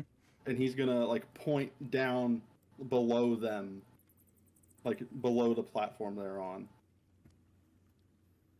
I don't know if anyone can see Beep from that distance, but Seeing as there is no light in the chamber, okay, well, you know what? all they heard was beep, and just from the darkness. Okay, I'm using light. Is Really light a concentration spell? That's a cantrip. Yeah, it's Right. a cantrip. I Oh, don't okay. believe so. Just making Yeah, sure. light's just a cantrip. Yeah. So they're just gonna see light from. I guess Beep will put it on. Fuck it, his kazoo, and his kazoo's just gonna be lighting him up. Okay, now you guys see just a little dim glow from the other from the. He's gonna put it From the by ledge. his hand to try and point downwards. Okay, so you see him like attempting to point out. Roll a performance check, Oh, Mr. Bard. Gladly, I hope it works. 25. 25. You're able to portray to everyone on the platform that you're pointing downwards. However, with the this is where the natural one comes into play. Actually, Weaver, you do not see him. You are more focused on trying to figure out why the beam's going into the ceiling. Well, did he hear me though? Yeah, with his passive perception, he would have heard you. All right, someone else tell him. I'm hoping Alan notices and looks and. Oh, that's a fair point. Hold on, I actually didn't roll a perception for him. Oh no! Oh no, it's a no. Oh no! I told you you'd roll a bunch of nat ones. That wasn't a 1. That was a 2. Oh. But what's his perception? Hold on. I remember that because he's wild shaped and not polymorphed, his mental stats stay the same. Yes, so his perception says, okay, it's a 16. He notices him. Thank God. He kind of like looks at you. Hey, I think Beep over there is trying to signal for something. He sees nothing up here. He's gonna fly over and like kind of land right there and like look at you. Well, what's up? Below the platform. What? Did you actually say that? Yes. You, I don't know. You talk? What the fuck? I do on occasion. Beep. Right. All right. This one had a feeling. Thank you. And at this point, Alan does spot the pillar, the faint pillar light going down. You now see it plain as day going down into the water. By the way, only those two heard. Yeah. No, that's fair. Just Keeping it quiet. Pointing that out. Yeah. Yeah. Fair enough. And Alan's like, well, I guess we gotta go underwater. All right. And he will fly here. And I'll go ahead and because even though I don't like it, it is a lizard folk trait to be able to hold my breath and to swim really well. So I'll just dive in. okay. Meanwhile, you're getting attacked by a very angry minnow. Actually, funny enough, as you dive down, the very minnow is like following you angrily. I'm going to very carefully not smack it with my tail or anything. Like, Oh my god, that's just stupid. What the fuck's this fish doing down here? Smack. Okay, well, Ornthos is gonna realize what's happening. He's gonna cast water breathing on everybody before you jump down. okay. Beep's just gonna keep hanging out. Then Alright. we're all going down? Not Beep. If Not you going want down. if you want to, yeah. No. I'm going to go down. I'm concentrating. I'm keeping up my concentration. 10 willing creatures. Are you not willing, Beep? I mean, I'm willing to have it, but I'm not going to go down in the water. All right, so all of you go to dive down to the water, and you do see this faint glow going down to the bottom. And at the bottom, you see this clockwork. And at the center of this clockwork, with your vision, as you're getting deeper and deeper and deeper down into the bottom, after about a half an hour of swimming down, I'm keeping up with the time, by the way, for this polymorph, just so you're aware. We gotta hurry the fuck up. Yeah, guys. You if it helps, I still have all those, like that cloak of the manta ray and shit for people to use, and like water breathing caps to make this quicker. Yeah, sure. If you wanted to just read that before, well, like I assume Weaver would be like, I think it's, Weaver would say it's below. Alan would say it's something's below.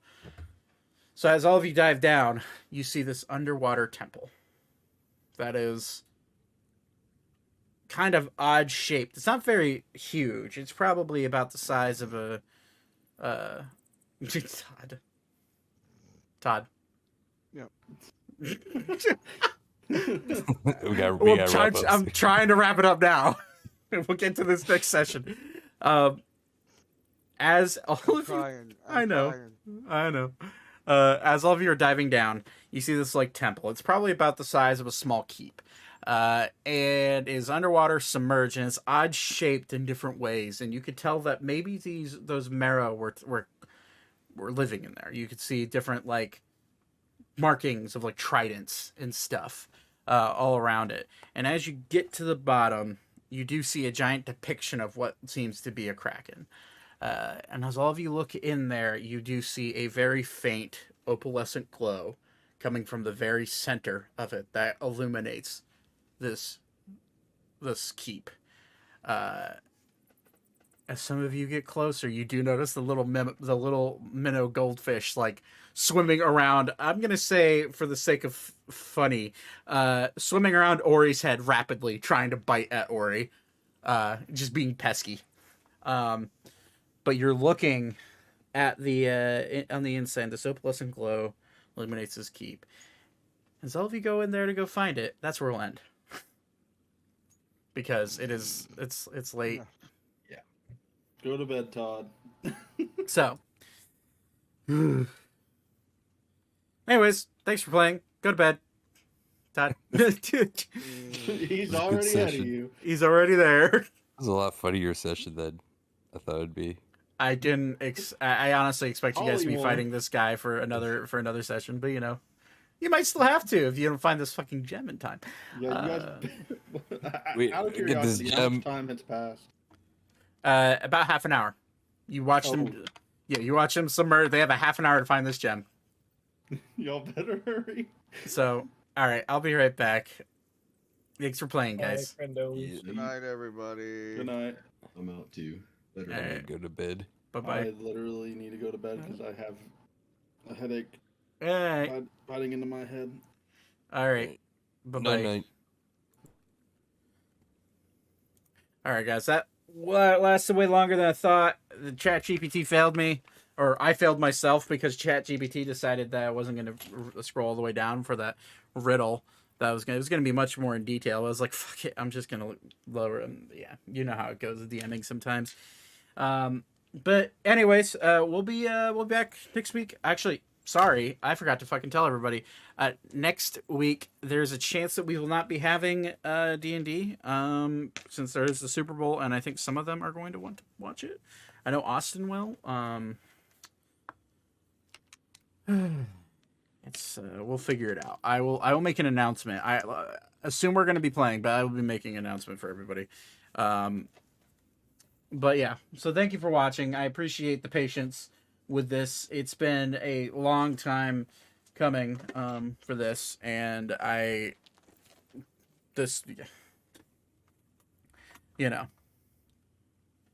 but either way, I know Austin's gonna want to play. I know Austin's gonna want to watch the Super Bowl because he loves football. But we'll figure it out. I'll let you guys know. Probably come Friday whether or not we're going to be having a session, but I generally either tweet it out or I'll put a little marker on the channel that says we're not streaming. But either way, just expect there to be another session next Sunday, per usual, and we will see what happens when they dive into the Temple of Gilgamesh. So we will figure that out. Anyways, thank you for watching. Love every single one of you. Thank you for hanging out. Tonight was actually a pretty good night for viewership, so keep it up. I appreciate all of you. Peace out. Bye-bye.